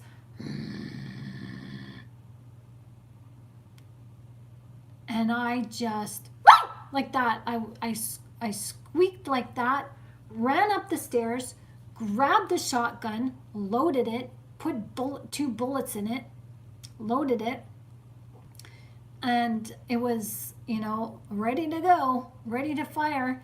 And I turned on the hall light, walked down the stairs expecting to see a coyote or a wolf.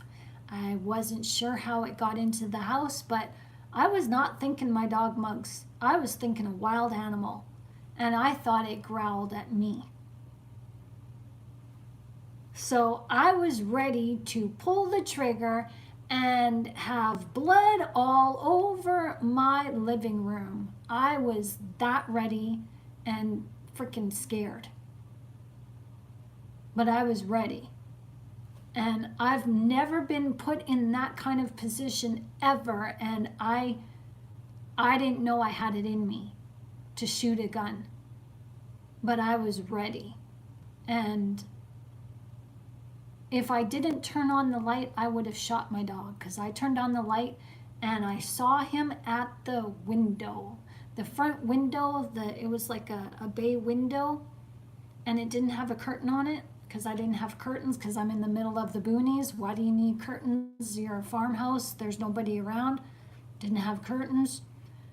So my dog Muggs is staring out the window. And he saw me, wagged his tail, but his head went right back out the window. He's looking out the window, and I'm like, Muggs, how did you get in the house? So I went to the back of the house where the garage was. The garage door was open, like the door to the house, you know, inside the garage was open. And I walked into the garage, and it seemed like everything was fine. But it was a few weeks later did I notice that the reason why Muggs was in the house was because Sasquatch had tried to, there was a little opening underneath the garage door, and it had managed to pull its hands and pull the garage door back, because the latch, the lock on the garage door was bent. It's supposed to be straight, and it was bent, and it was a thick latch. And I'm like, holy shiitake mushrooms. So this creature tried to get into my house and get to my dog. So Muggs somehow, maybe it was angels. I'm choosing to believe that it was angels, because that door to the house inside the garage, that door was locked. And it was locked. You couldn't pull it open. And somehow, like, there was scratch marks all on the inside of the door. So somebody let him in. So thank you, God. And God warned me that my dog Muggs would die because of me. And this was before this was before I had my sighting. But I knew what God was talking about. Like I said earlier, that I just knew that Sasquatch was on the property, but I didn't have a sighting yet. And God told me in prayer, Muggs will die saving your life. And I went, surely you don't mean bear. That's what I wanted to believe. But after that encounter where my dog Muggs was in the house and I almost shot him, like, I had this shotgun here, and it was loaded. There was two bullets, shotgun bullets in the chamber, and I was ready to pull the trigger. And I was like bearing for the kickback. I'm just like, Shannon, you know this kickback, oh my gosh. And I hadn't fired this rifle all that much because I didn't have a license. So it was my husband's gun, and he wasn't home. And so after, when I saw this garage door, the pin, the lock pin bent, I was just like, oh crap, we're dealing with something strong here.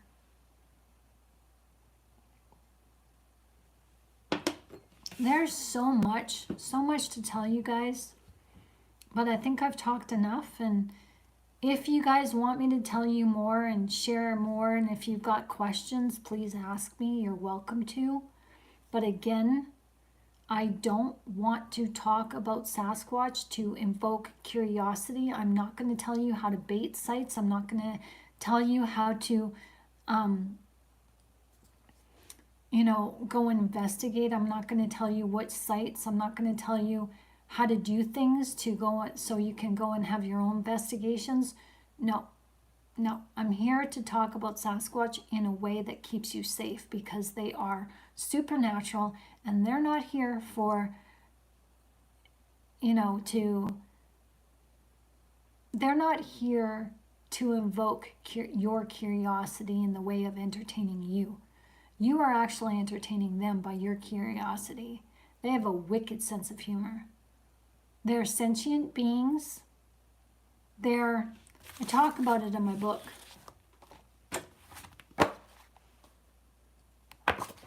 Their origins are from Scripture.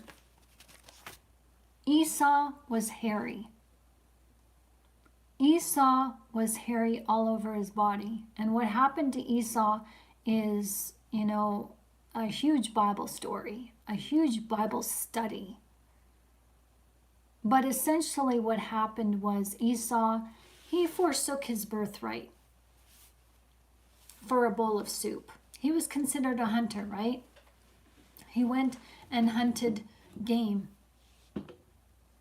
And he was so hungry that he bartered, his birthright, his inheritance, for a bowl of soup. And this soup was what is considered like a deathbed funeral meal for the dad. And he ate it. And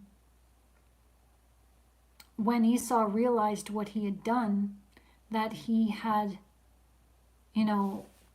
rejected his birthright, and essentially that his birthright went to Jacob, his twin brother, the inheritance went to his twin brother, he tried to kill his twin brother. And he disobeyed God's ordinance, and he took wives that were Canaanite women. He went into the Nephilim territory and married, people who were of the Nephilim clans. And so that's where Sasquatch comes from. They are Nephilim. They are of that genealogy. They are of that bloodline. They are part Esau and part Nephilim. They are hairy, giant creatures. And they are not nice. They have no respect for animal life. They have no respect for human life. They have no respect for Jesus.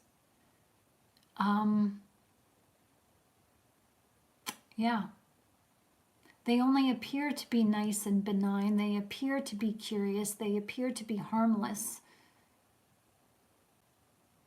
But as we know with narcissists appear to be harmless too, right?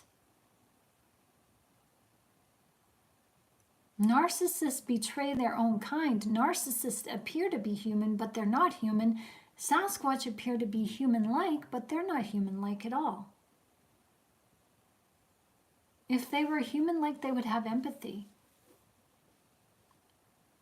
Sasquatch are here for a reason, and one reason only. They're cannibalistic, and they are here to take your mind and your heart off of God. They're here to instill fear. They carry the strength just like Samson. And yeah, when you're standing up against a 10, 13 foot tall creature with massive arm girth, like as wide as a man. Like, you're just like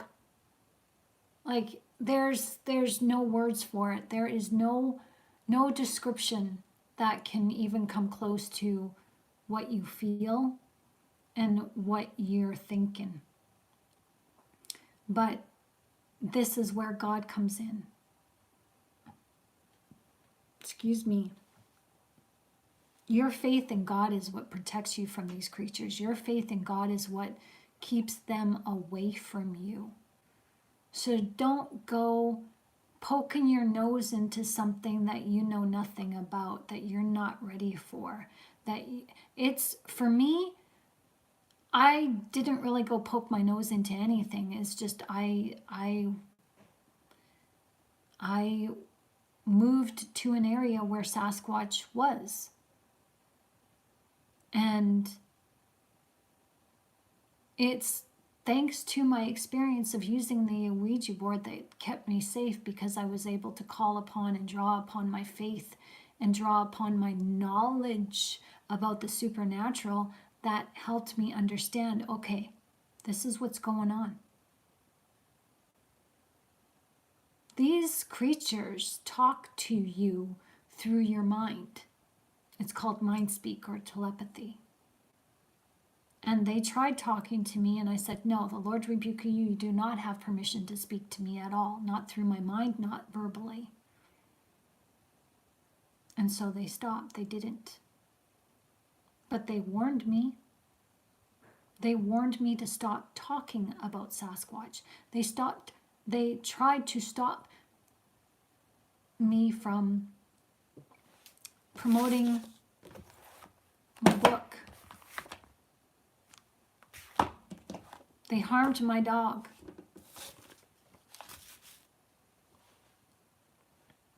They hog-tied my dog and wrapped a wire, a dog wire, like this, and wrapped it around his leg. And it was so tight, like, if I can do it.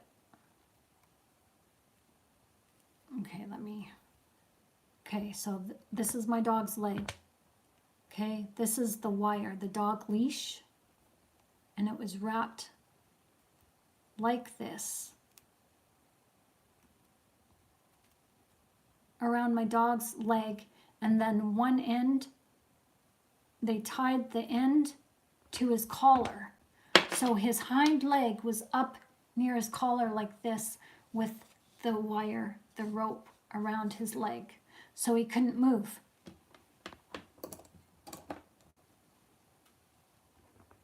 And he was like that for 8 hours outside while I was off talking to the local people about this book.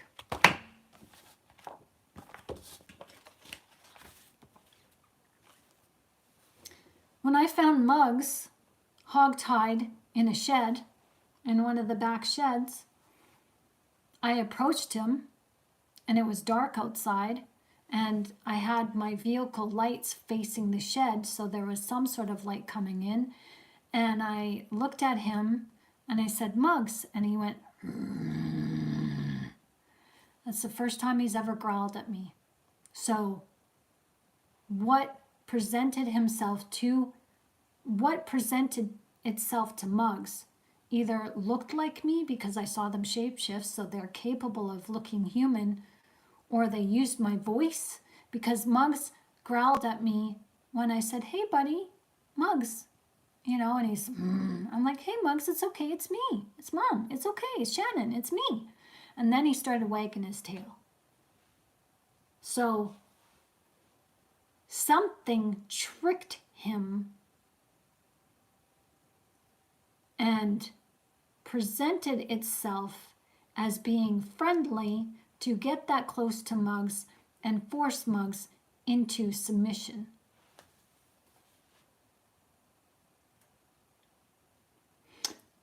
And that was the first warning.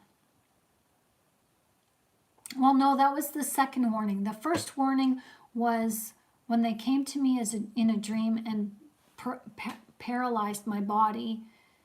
And in the spiritual, the Sasquatch put their hand on my throat and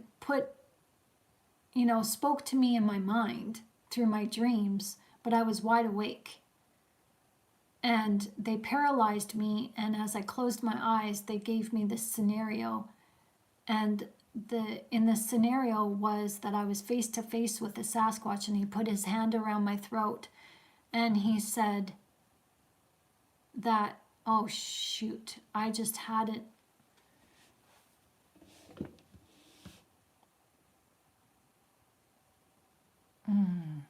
Okay.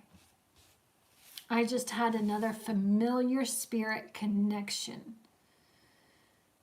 Oh, okay. So let me finish with this and then I'll tell you what just happened here.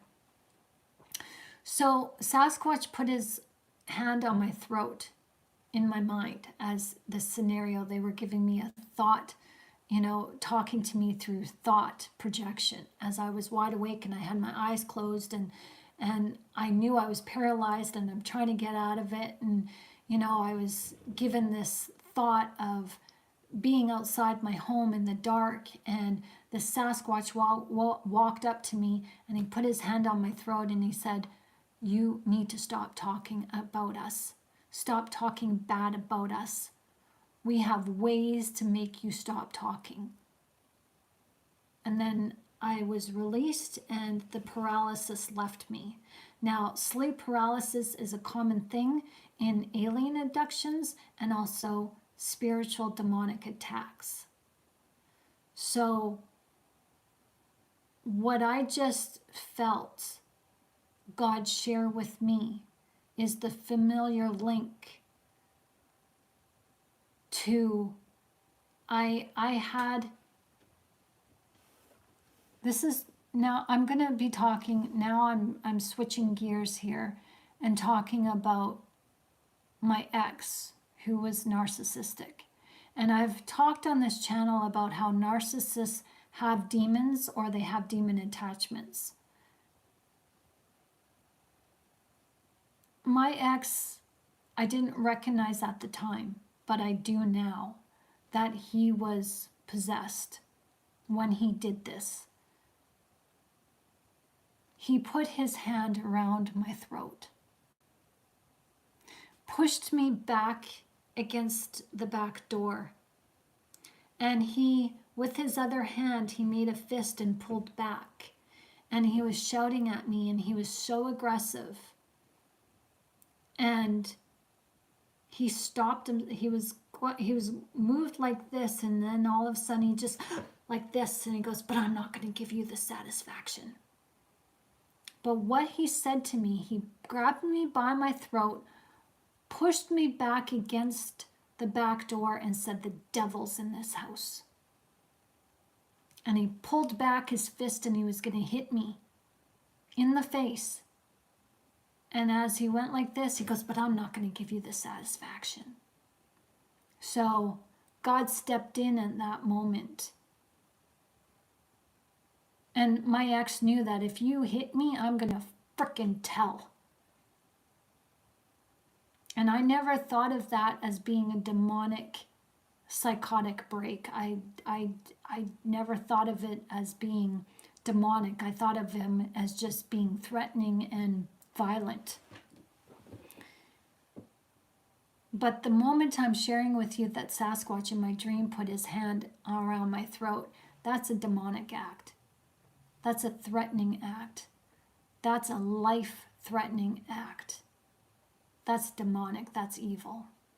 And so that to me is another familiar entry point, another familiar spiritual entry point that lets me know that I was dealing with demons, that Sasquatch are demonic. They're not of God. That's what God said to me in prayer. You can believe whatever you want. I've got the evidence. I've got the experience to let me know this.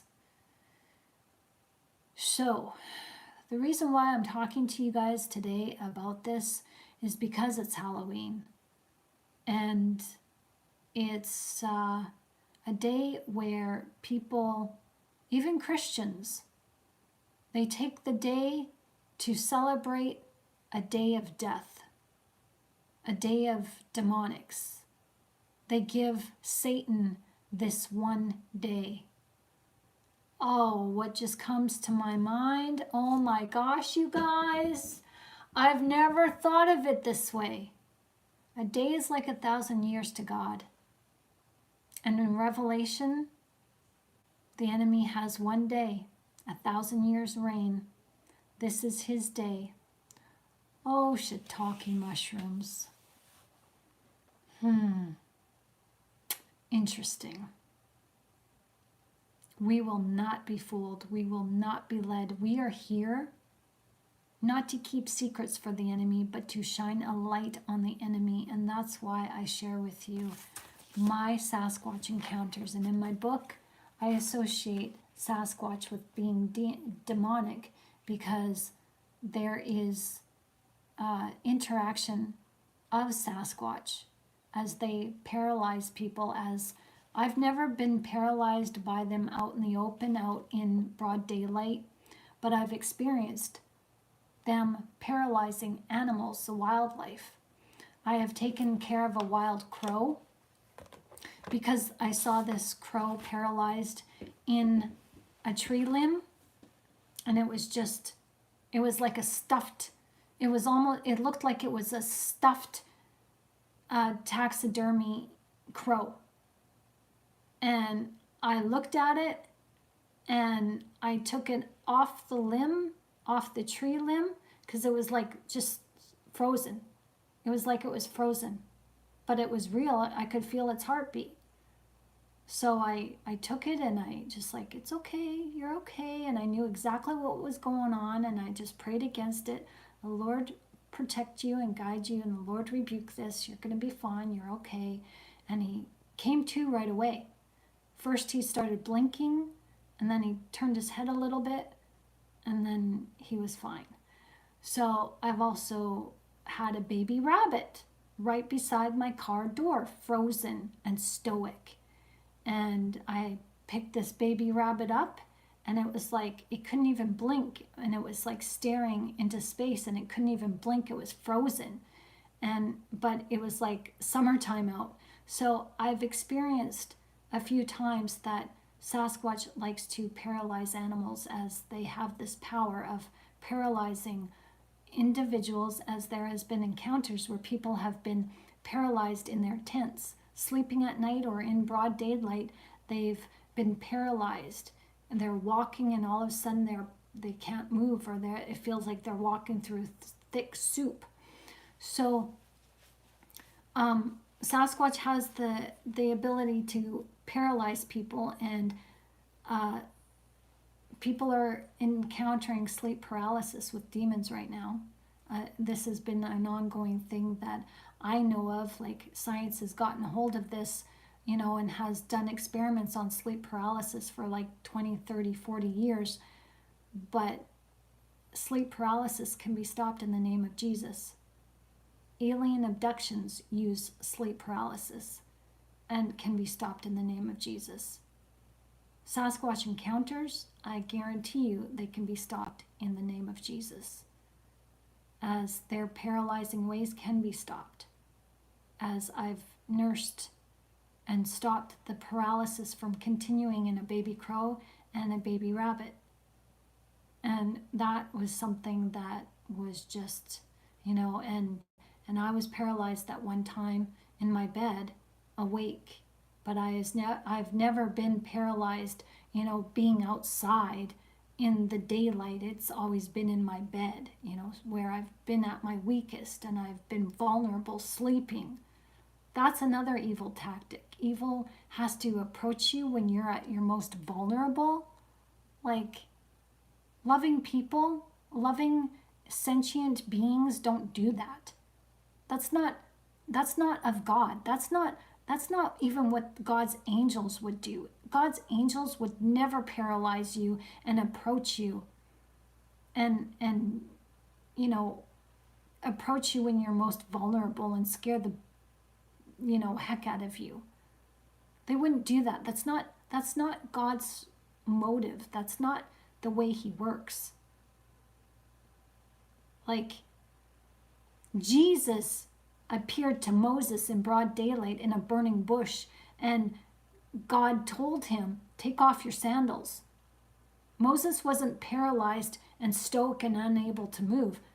He was able to move, and he talked with God, and he approached this flaming light. So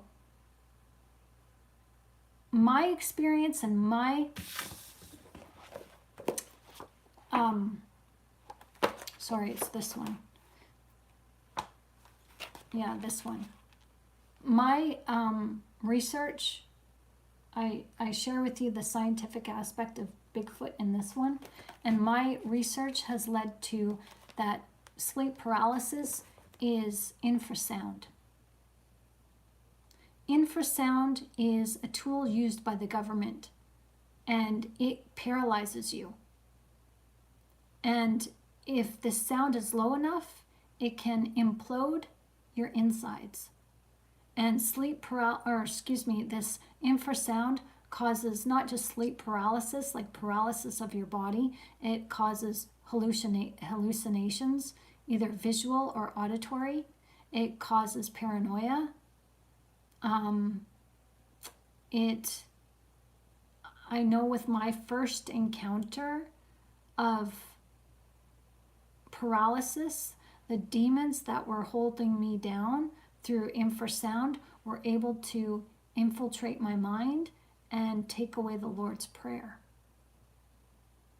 So Sasquatch is able to communicate with you through telepathy and mind speak as well. So yeah, so I've shared with you guys my encounters. Whether you guys want to believe it or not doesn't matter to me. I have my experiences. I have, hair sample. I have picture evidence. I know what I went through, and I know God told me that they are not of him, and I'm surviving. I've survived Sasquatch. I've lived with them on my property since 2008 to 2017, and I did some really stupid things that could have gotten me killed. But God protected me every step of the way, and I'm alive today to share with you what I know. So if you guys are involved or, know somebody who is dealing with demons, Sasquatch, aliens, you're welcome to contact me and we can figure this out, because this is spiritual warfare. Positively Spiritual is a website, not a website, but a YouTube channel to help us live positively, because the enemy, whether they be demons, whether they be through narcissists, evil people, evil creatures, whatever, they feed on our fear. And we need to fear God more than we fear these creatures.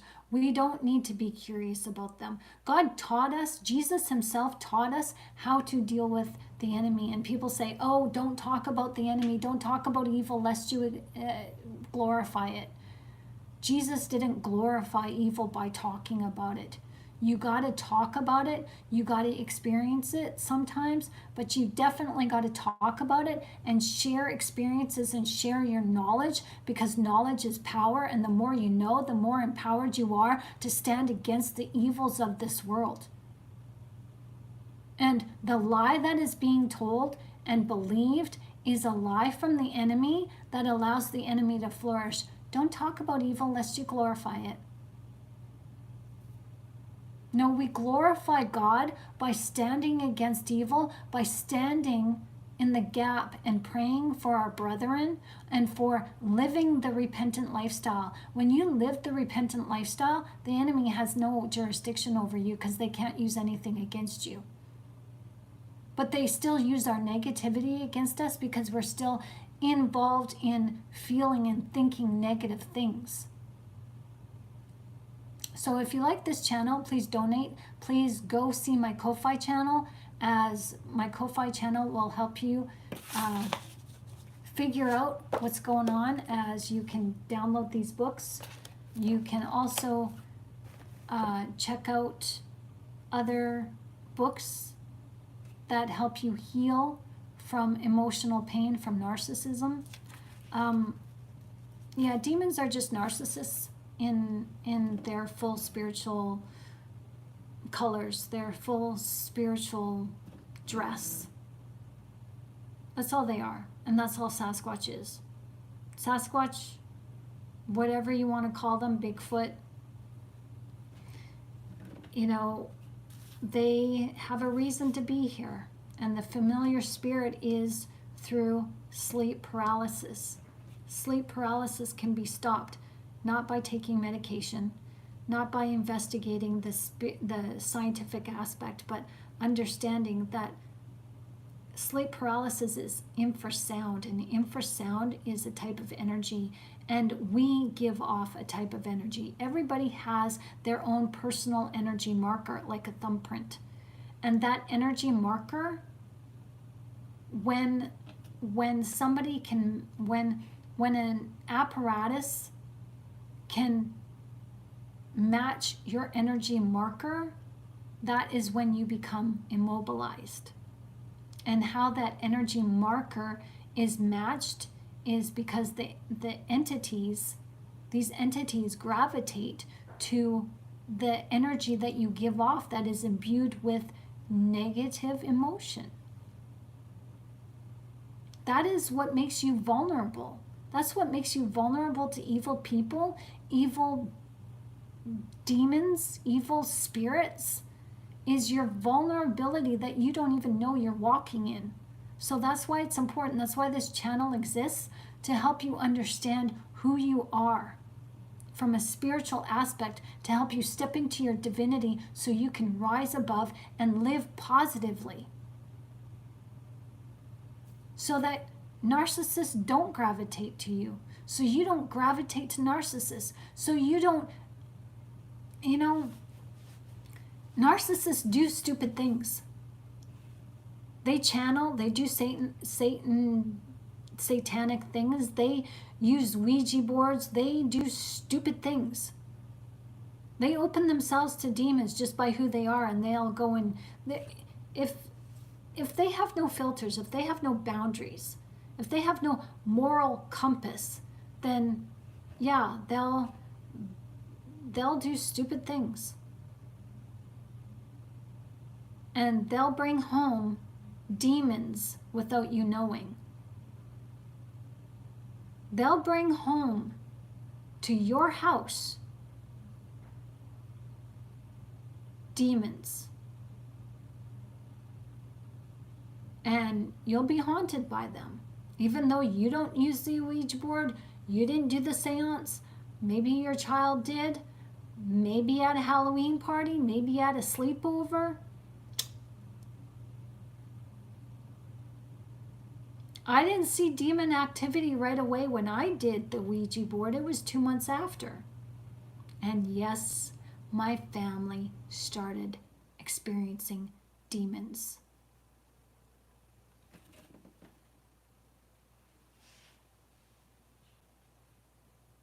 I'm not going to tell you what happened to them, but my sister encountered some pretty wild stuff. So did my foster mom. And so did a boy that I had an encounter with.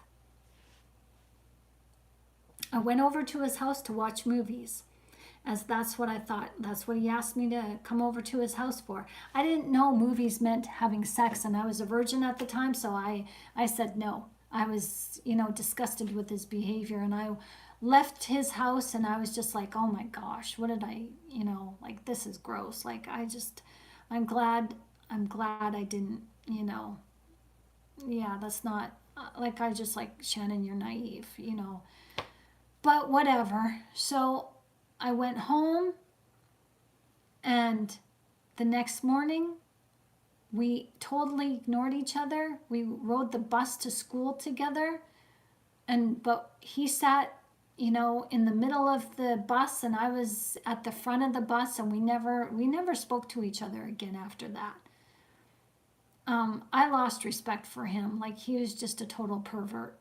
But anyways, I heard him say Had anybody experienced this before? Because last night I wasn't sleeping. I was in my bed and I was wide awake and my body just totally went, I couldn't move. And I remember giving a chuckle out of fear because I knew exactly what happened to him. I knew why. And I said nothing. That's on me. I said nothing. And I brought those demons to him. I was 17, still in high school, not knowing what the hell was happening to me, but knowing what was happening to me. Hell was knocking at my door every night. And I was almost possessed.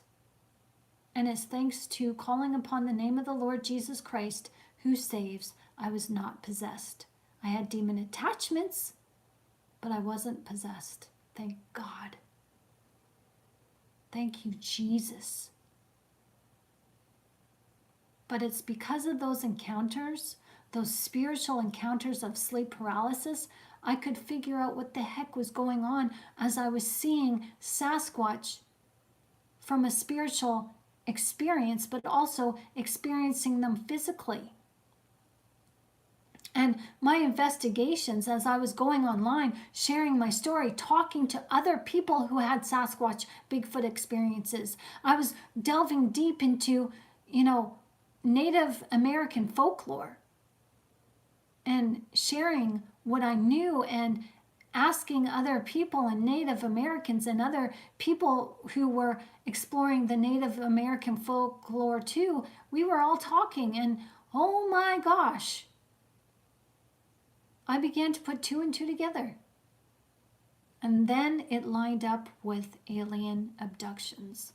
And people today are waiting for the alien disclosure because they're waiting for the aliens to come and save them from the political paradigm, the freaking economic upheaval, and they're waiting for aliens to take them in this rapture and rapture them off into the sunset as they go off in a freaking alien UFO. Like, oh, I believe it's real. That's what people are thinking. And it's real. But aliens are demonic. So, whatever you think of me at this point, I am a believer in Jesus Christ. And I had to go through all of this stuff in order to know that Jesus saves, because I was not always a Christian. I am a person who hasn't always believed in Jesus. I wasn't born into my Christianity. I was born into trauma. I was born into an alcoholic mother and a dad who was extremely violent against women. He was a misogynist and he denied me before I was even born. And I went into a foster care, well, multiple of foster homes, but the one that I stayed with, they gave me an idea of God, and thank goodness they allowed me to go to Sunday school, but that was only for a few years.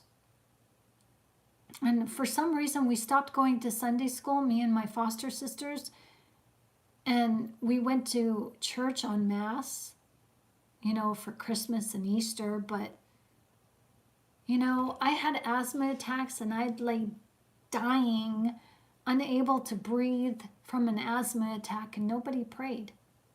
That's not what my foster family did. We didn't pray for each other. We prayed over our food at holidays like Christmas and Easter and Thanksgiving, but any other time, no, prayer wasn't, and God wasn't even a thought or talked about. And my grandfather, this is my birth grandfather,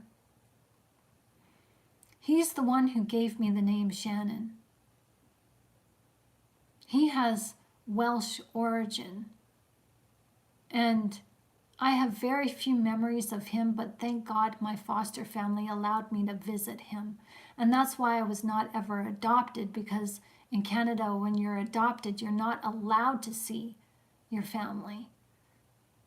And my adoptive family, or my foster family, excuse me, they allowed me to see my grandfather. I wasn't allowed to see anybody else, but I was allowed to see my grandfather. And he died when I was 16. He died in May, around Easter. And I had turned 17, and that's when I used an Ouija board. So my life fell apart after he died. And I'm not excusing his death, but I lost my virginity when I was 17. That came after I used a Ouija board. And my life I ran away from home when I was 17. It's like my sense of grounding, the man who grounded me and gave me a sense of purpose died when I was 16. And I had no way of mourning. I had no way of expressing that loss to anybody who mattered in my life. I couldn't share that with my foster family. And so, yeah, I understand why I followed the bad crowd. I had friends who were a bad influence and who were not for me at all. And they used the Ouija board at times when I wasn't around, and they brought it out. And I said, guys, you can't be doing this. This isn't good. I never used an Ouija board before, but I heard stories, and I just knew. And I went against my better nature when I challenged them and said, you guys are faking it. And they said, no, put your hand on it. So I did. And that was the worst thing that I could have done, but the best thing that I could have done, because using the Ouija board is what caused me to chase. Those demons chased me right into God's arms. Do I regret using the Ouija board? Oh, hell yeah. But I can't think of any other option that would have got me as close to God as I am. Because I was just like, God, I want to know you. Whatever you're willing to share with me, I want to know all of you. I want to know all of it. Share yourself with me. And he did.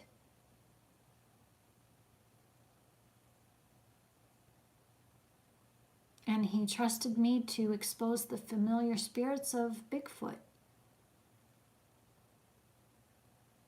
So it's up to you to decide whether you want to believe me or not, but I'm not here to convince you. All I'm here is to share a story with you, and you take it up to God in prayer, and he'll tell you. He'll tell you. I know he will. He'll tell you the truth about me, and that's all I want. I'm not here to, for accolades. I'm not here to gain popularity and ooh, ah.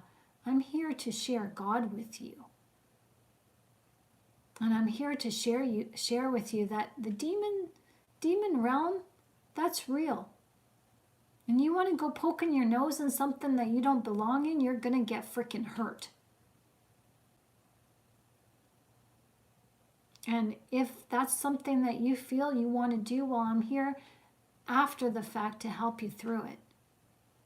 To help you find deliverance of demons, to help you steer away from demonic activity.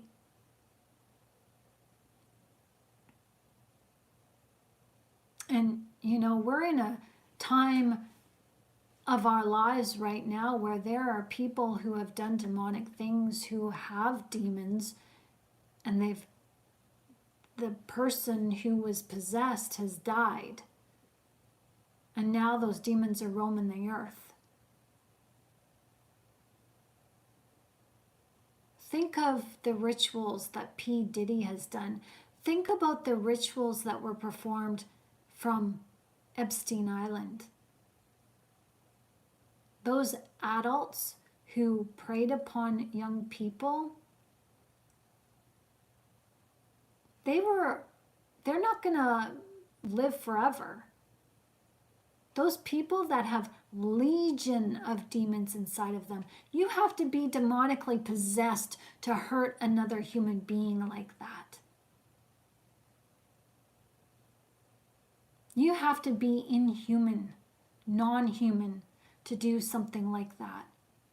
And now with those people, their bodies are gone. Those demons are looking for people to inhabit. And I'm here to share my stories to help you work out narcissism, because those demons prey upon vulnerable people.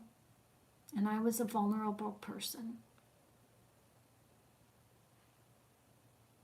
So I hope my story has helped you, not to scare you. You don't have to be scared. Yeah, it's scary. It was really scary to go through these types of things. It was thrilling, I admit. It was thrilling and fascinating and awesome and terrifying at the same time. And I have to be careful. I personally caution anybody who dabbles in this kind of stuff and then leaves, because there's a strong pull to get caught back up in it again. You can if you're not careful.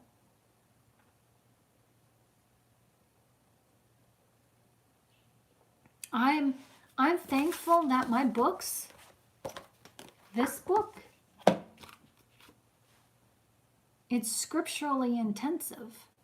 And I'm thankful that this book has my story of Sasquatch and demonic activity using the Ouija board.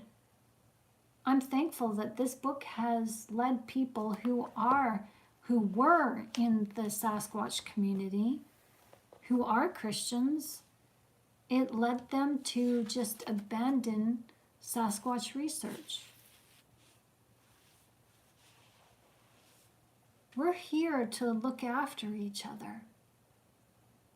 I'm not here to tell you what to do. I'm not here to judge you. I'm here to share with you what I know, and it's up to you to make a valuable decision. You can't make a decision, an honest decision, by just leaning to one side. You've got to know both sides. And the Sasquatch community just wants all of society to realize that Sasquatch is just an air-breathing animal that has fur, that walks upright on two legs. No, that's one side of the coin.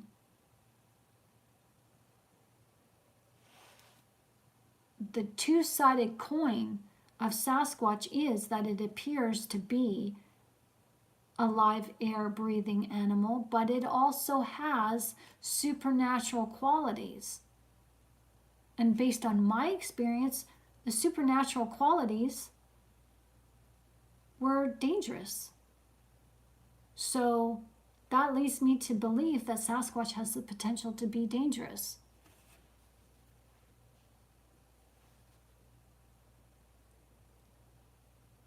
Anything that is of God, a human who believes in God and loves God through and through would not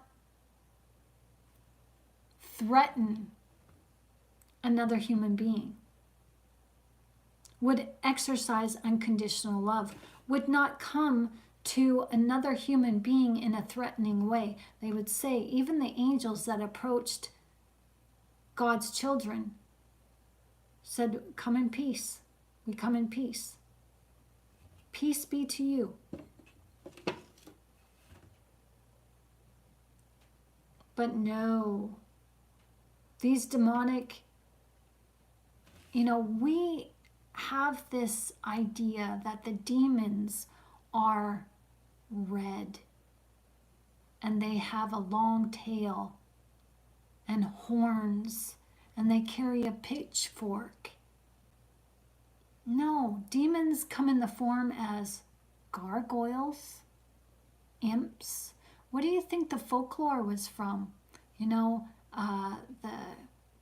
the ogre under the bridge, the troll under the bridge, gnomes, fairies, trolls, giants, hairy giants,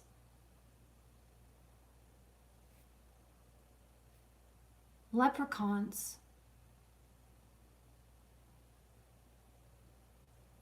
These creatures are real, but we don't give attention to them, so they ignore the people who are not fascinated by these stories.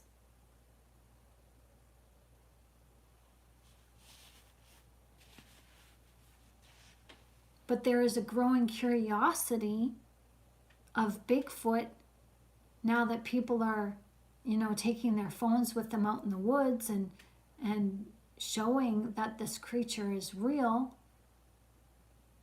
And that forms a natural curiosity. It's not wrong to be curious, but it's wrong to ignore the truth. And the truth is that if you're only going to look at one side of something, you can't make an informed decision. I'm not here to tell you what to do. I'm here to share with you another alternative to Sasquatch that you might not be seeing, and you might be putting yourself in danger without knowing it. The 411 books are not just about, they're not sharing with us abductions at the hands of a man wandering the forest and coming across, you know, little children or, you know, vulnerable people unawares. Like when you're looking at thousands and thousands of acres of territory, forested territory, walking up on somebody on a trail at a certain time of the day, at a certain area, that's when you're wandering the forest, that's kind of an anomaly.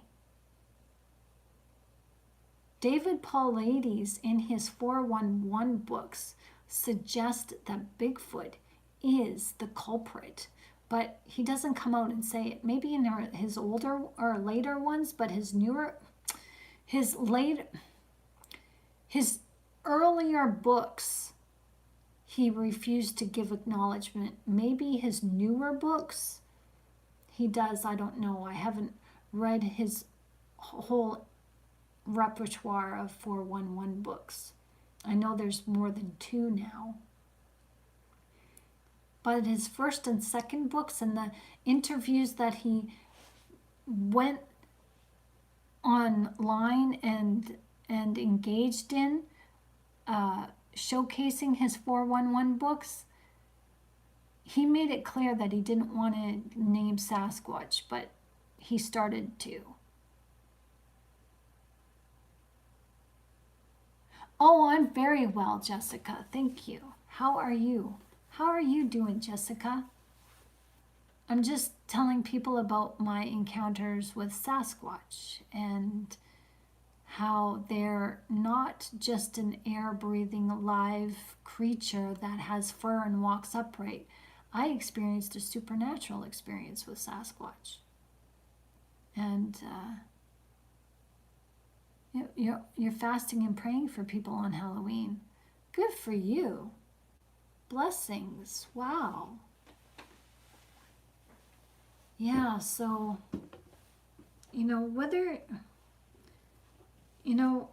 God's going to share with you what he wants you to know. And if he led you to this video, then he wants you to know this. Because somewhere there's a curiosity in the supernatural. And I've been interviewed by L.A. Marzulli. Look it up. L.A. Marzulli and Shannon Gilmore interview. This was back in 2000. 10, 11, maybe 12. I can't even remember. It was so long ago. And I've been on many different interviews of paranormal, discussing the Ouija board, discussing my experience with it, discussing my spiritual experiences with Sasquatch. So it's not like I'm just talking from off the top of my head. I'm not making this stuff up.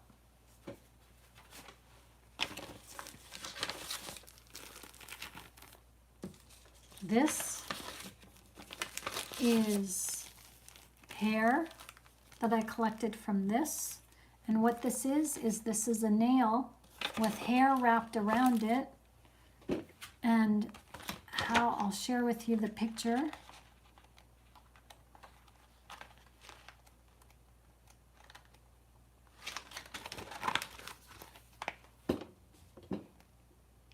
Does that look like fox hair to you? I had this tested. This is wrapped, this hair is wrapped around the nail. That's why I just kept it in its original form. But I had to unwrap some of this hair from the nail. I had to unwrap some of it in order to get it tested by Dr. Fehrenbach. He is a scientist in the United States who tests Sasquatch hair samples. And he kept my hair sample, and he said this hair sample was fox hair. I'd call him bullshit. I have talked to other people, and one person in particular had a black hair sample he sent, and it came back as being a wolf. And again, the person is calling bullshit. And there was some things that were happening to this person, so I don't want to talk about it because the government was getting involved. So I'm taking a risk sharing my story.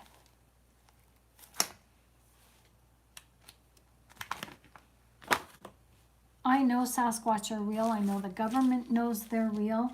And I know the government is hiding the truth about these things because they cannot control them.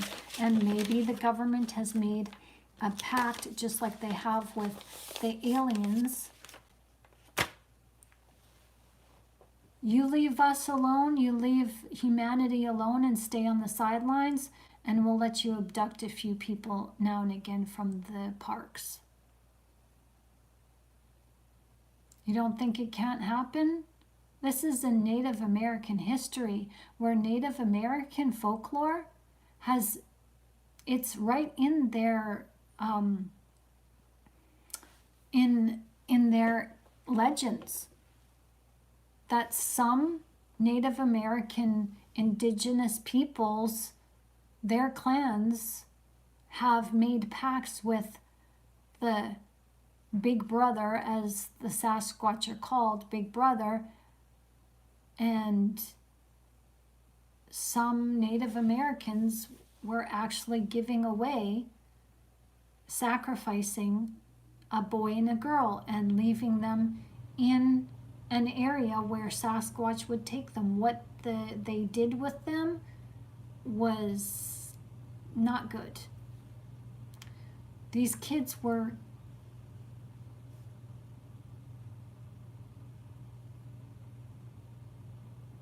ingested.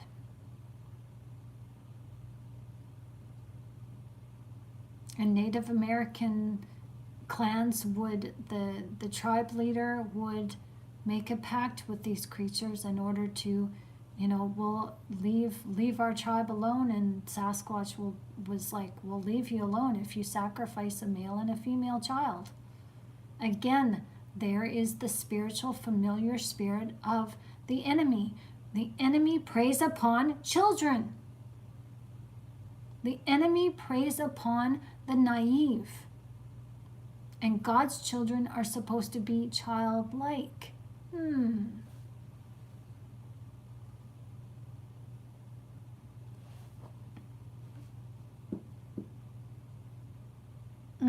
Thank you, Jessica. I appreciate your prayers. I'm I'm not fearful of anything. My encounter was in 2008, my first encounter. I'll share with you guys the picture. This is what I saw. But I had other sightings too.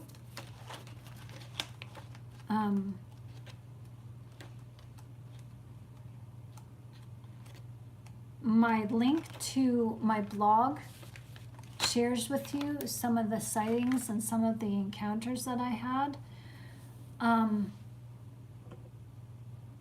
Again, this isn't up for debate. Whether you want to believe me or not, it's up to you. Thanks for the likes. I appreciate that. I'm not here for you guys to believe my story. I'm here to speak out against this because this is,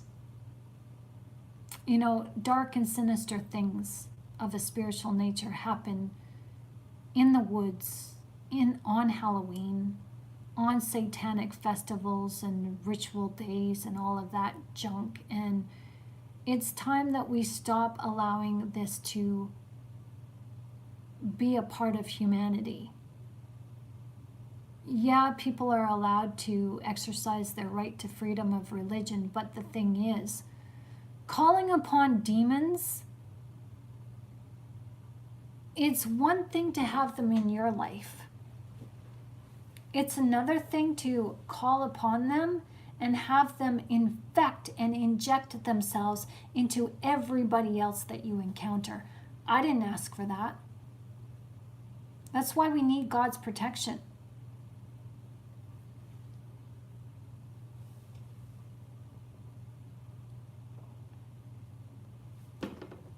Chupacabra. Yeah, the Star Wars character looks like, Chupacabra. Sorry, I read that wrong. Yeah, Chewbacca. Chewie looks like, Sasquatch.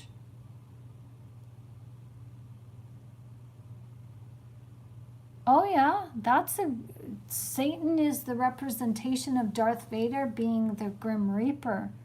Ooh, I like that. Never thought of that. And then you've got the alien being Yoda. Yeah. Exactly. So where did, who was the writer, Steven Spielberg? Where did he get his thoughts from? His thoughts were not from God. They were from the enemy. He was entertaining the enemy unawares. We have to be careful as we entertain angels unawares.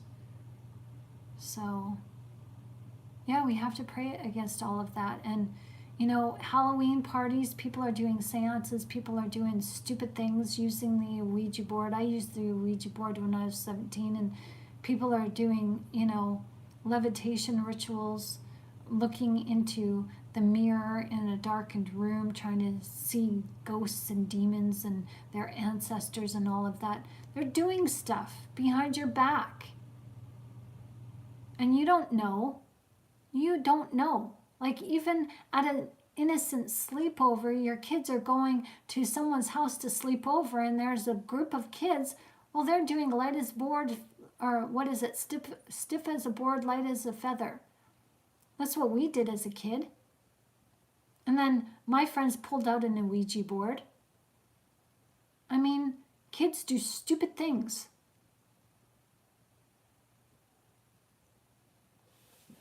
And then what happens?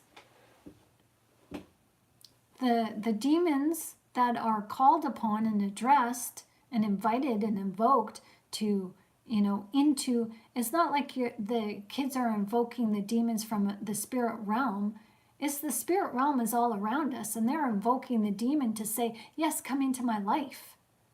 By them using an Ouija board, they're giving acknowledgement. It's like when God says for us to ask in prayer, well, this is the same thing. They're praying to a demon and asking the demon into their life. And a demon, an entity has to be invited into your life. That's why black-eyed children say, let us in. You have to invite the black-eyed children into your life, into your home. Just like with Sasquatch, people are having Sasquatch encounters where the Sasquatch are coming into their home. You can look this up. People are documenting their encounters with Sasquatch, and they're inviting this creature into their home, and this creature comes into their home as a spirit being, an unseen being, and leaving gifts. And you can't invite an entity into your home without saying and being direct. An entity cannot come into your home without your invitation. But they'll get into your home through the person in your household who has done something against your knowledge, like seances, Ouija boards, witchcraft, sigils, doing rituals that are against God is going to get that child of your home or that individual of your home. They've now got demon attachments, and it's coming into your home unaware. So you got to protect yourself. You got to, every time your kids come home, you got to say it. You know, every time your kids come home and walk through that door, you've got to put, angels at your door, and you've got to pray, Lord Jesus, any demonic attachment, any demonic entity is not permitted into this house through my children or anybody who comes into this house. That's why God in Scripture we're not supposed to be shaking hands with people. We're not supposed to be hugging people, because we're absorbing their spiritual entity or energy, and we're attaching their spiritual entities onto us. We're inviting people into our home space, our body space, by exchanging our energies. That is giving the demonic attachments entry into our abode, and that's how we get demon attachments. This is serious stuff here. It is scientific. You are welcome to go research it. It's scientific. So I know a mentor and a guy that had about 60,000 followers that he counsels and deals with people who see stuff like this on a daily basis. That's on earth, walking the earth. Wow. Wow, that's amazing. Good for him. That's a lot of people. Okay, his name is Rich. Okay, I'm just going to write that down. Thank you. Rich 2150. I will look him up. Thank you very much for that. Thank you, Jessica. So, if you haven't and if you're curious, watch the beginning of this video as I share with you, as I read to you from this book. I share with you in this book my story, and I read to you from this book at the beginning of this video. I read to you my sighting and how it was a supernatural sighting. And I denied my sighting for a while. I didn't want to believe what I saw. And thank you, Jessica. Jessica says, please hit the like button for her. She's precious. You guys, you're so sweet. You guys are so sweet and loving. You know, it's not every day I talk about this stuff, but obviously it's public. You can download this book on my Ko-Fi channel. You can download it.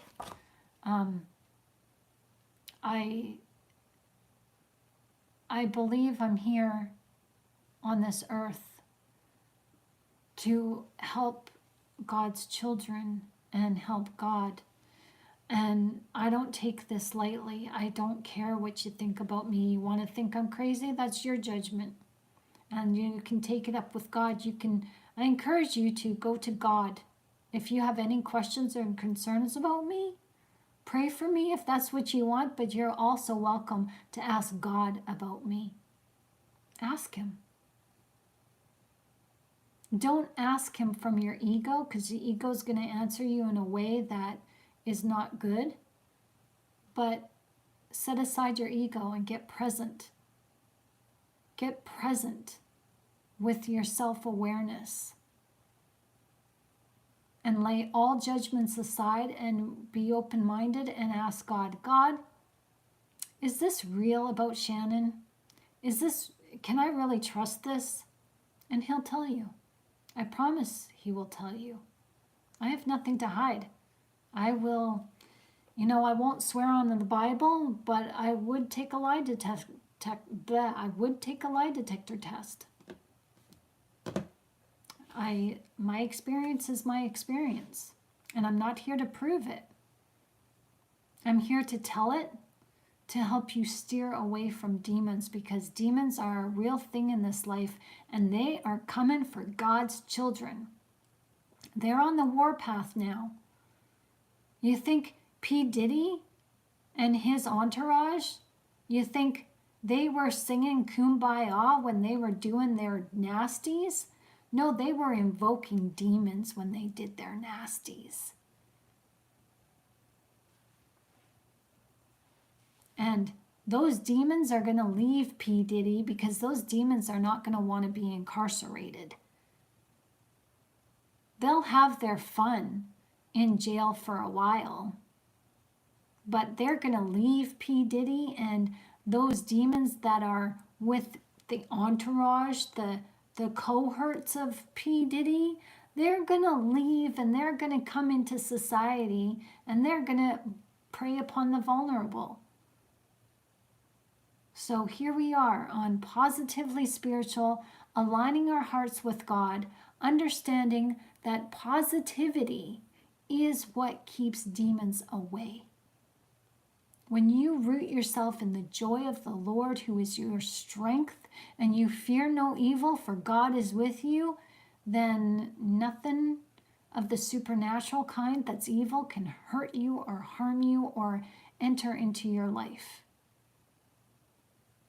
And we get it straight and honest. We talk about the narcissist being the devil. Yeah, they're possessed. Some of them, and some of them have their demon attachments. Wow. So Jessica says, the world perceives everyone who knows the truth as crazy. It's just the way it is. If you're being called crazy, you must know everything that it is true. Wouldn't have to ask him, if I can see you spiritually, you're beautiful. Anybody that doesn't believe that is either lost, confused, cannot see, or hasn't experienced the truth yet. Aw, thank you, my sweetheart. That's so lovely of you to say. Yeah, no, I'm not here to prove anything. God is my judge, and I have to answer to him, and I've told the truth, and that's it. He's going to move people's hearts to believe, or, to do what they need to do with this information. The Holy Spirit's going to do this. It's not me. I'm just planting seeds. And I don't need people to believe me. I know what I experienced, and I wish, the only thing I regret is my experiences, is if I wish I had witnesses. But I've witnessed miracles, and I've witnessed horrific things in the spirit. I mean, there's a video about that newscaster. What's his name? He left Fox News. Oh, I forget his name now. But he just came out with sharing with people in public that he had a supernatural experience where a demon scratched him and he actually bled. And I'm just like, yep, that happens. And I'll find the video for you guys, and I'll post it in the link or in the description of this video, because he's a famous TV personality, and he's a newscaster, and I forget his name. It's like I see him, I see his face, his name is on the tip of my tongue, but yeah, so the spirit world is real. And just because you don't believe in it doesn't mean it doesn't exist. It does. It exists. It is real. And the demons want to take away your inheritance. They want to beguile you away from your inheritance by trickery, by deceit. Excuse me, the narcissist, here's another familiar spirit. The narcissist tries to beguile you away by leading you to believe that they are somebody that they're not. Sasquatch and aliens do the same thing. They have done a really good job at tricking us and deceiving us, and when we're hooked, that's when they go for the jugular. That's when they sleep paralyze us. That's when they abduct us and take people's, innards and do diabolical things. And all of that can be stopped in the name of Jesus. So even the governments now are saying that what's going on in our world and what's going to happen is biblical. So the demons acknowledge Jesus and they shudder. So the powers that be in the political field, they know what's going on and they shudder. And they can't help themselves because they're just being who they are. They're creatures of the dark and they have to work in secret. That's just the way they roll. So Jessica says, and I would do the absolute same with everything I've ever spoke out loud to believe. That's where they would especially fall against me. Okay, I missed something. Okay. So how are you doing, Jessica? Are you I was praying for you last night because I know you're coming under spiritual attacks too. And yeah. So I'm going to look into, because that's something that I don't know much about. I've just lightly read about it, and what Jessica is going through, if you don't mind me saying, Jessica, that she is going through gang stalking from, is that okay to say? I'll let you tell your story, but the reason why I'm saying it is because live chat doesn't carry over onto the recorded video of this.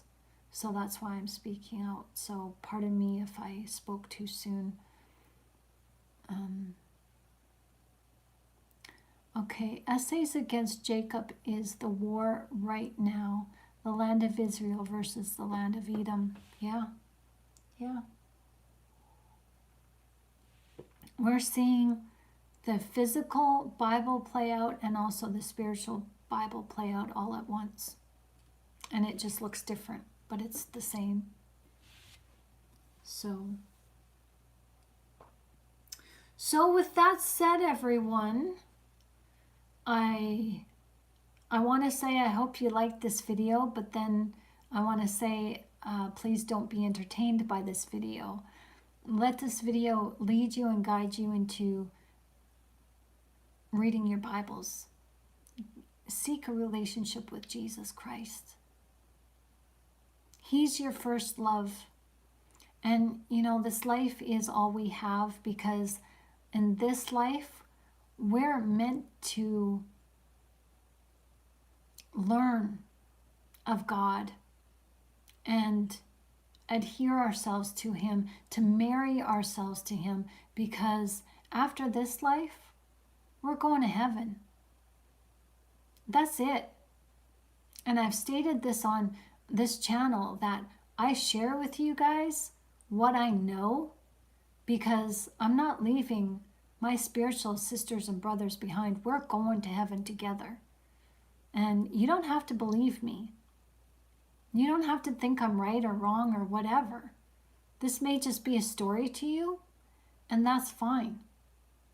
But I'm here for you. If ever demons or the spirit world comes knocking at your door, you've got this story as hindsight to say, okay, all right. Don't fear. Don't live in fear. Stand in courage and stand in what you know. All you need is faith as small as a mustard seed, and that's enough. Do not fear the enemy, because the enemy thrives on fear. That's what makes you vulnerable, is fear. So stand in courage, as Jesus says, take great courage. And just let God lead the way and stand in your faith. Until tomorrow, my name is Shannon Gilmore, and this is Positively Spiritual, and I just want to say thank you all for coming into this video tonight and being with me and spending your evening with me. And I hope you guys all stay safe. I know you will. And if you guys need prayer, I'm just an email away. Whatever you guys want to talk about, if you guys are struggling with something spiritual that you don't know, and you're wrestling with it in your heart and mind, maybe you are dealing with demons and you don't know how to talk about it. All correspondence is private. It's confidential, and I'm not here to judge you. So you're welcome here on this channel to email me, and we can talk privately about what's going on and come up with a game plan, because calling upon the name of the Lord, Jesus will save you. I know that much. Jesus delivers. Jesus saves. I know that. And I'm here to help you discover that for yourself too. So with that said, you guys all have a good night. Thank you very much for, again, coming into this video. And I share with you hair samples. I share with you my story in this book. So go to the beginning of this video and watch it again. And share this video with people you think who need to see it. All right. I love you guys. Have a good night. Sweet dreams. God bless.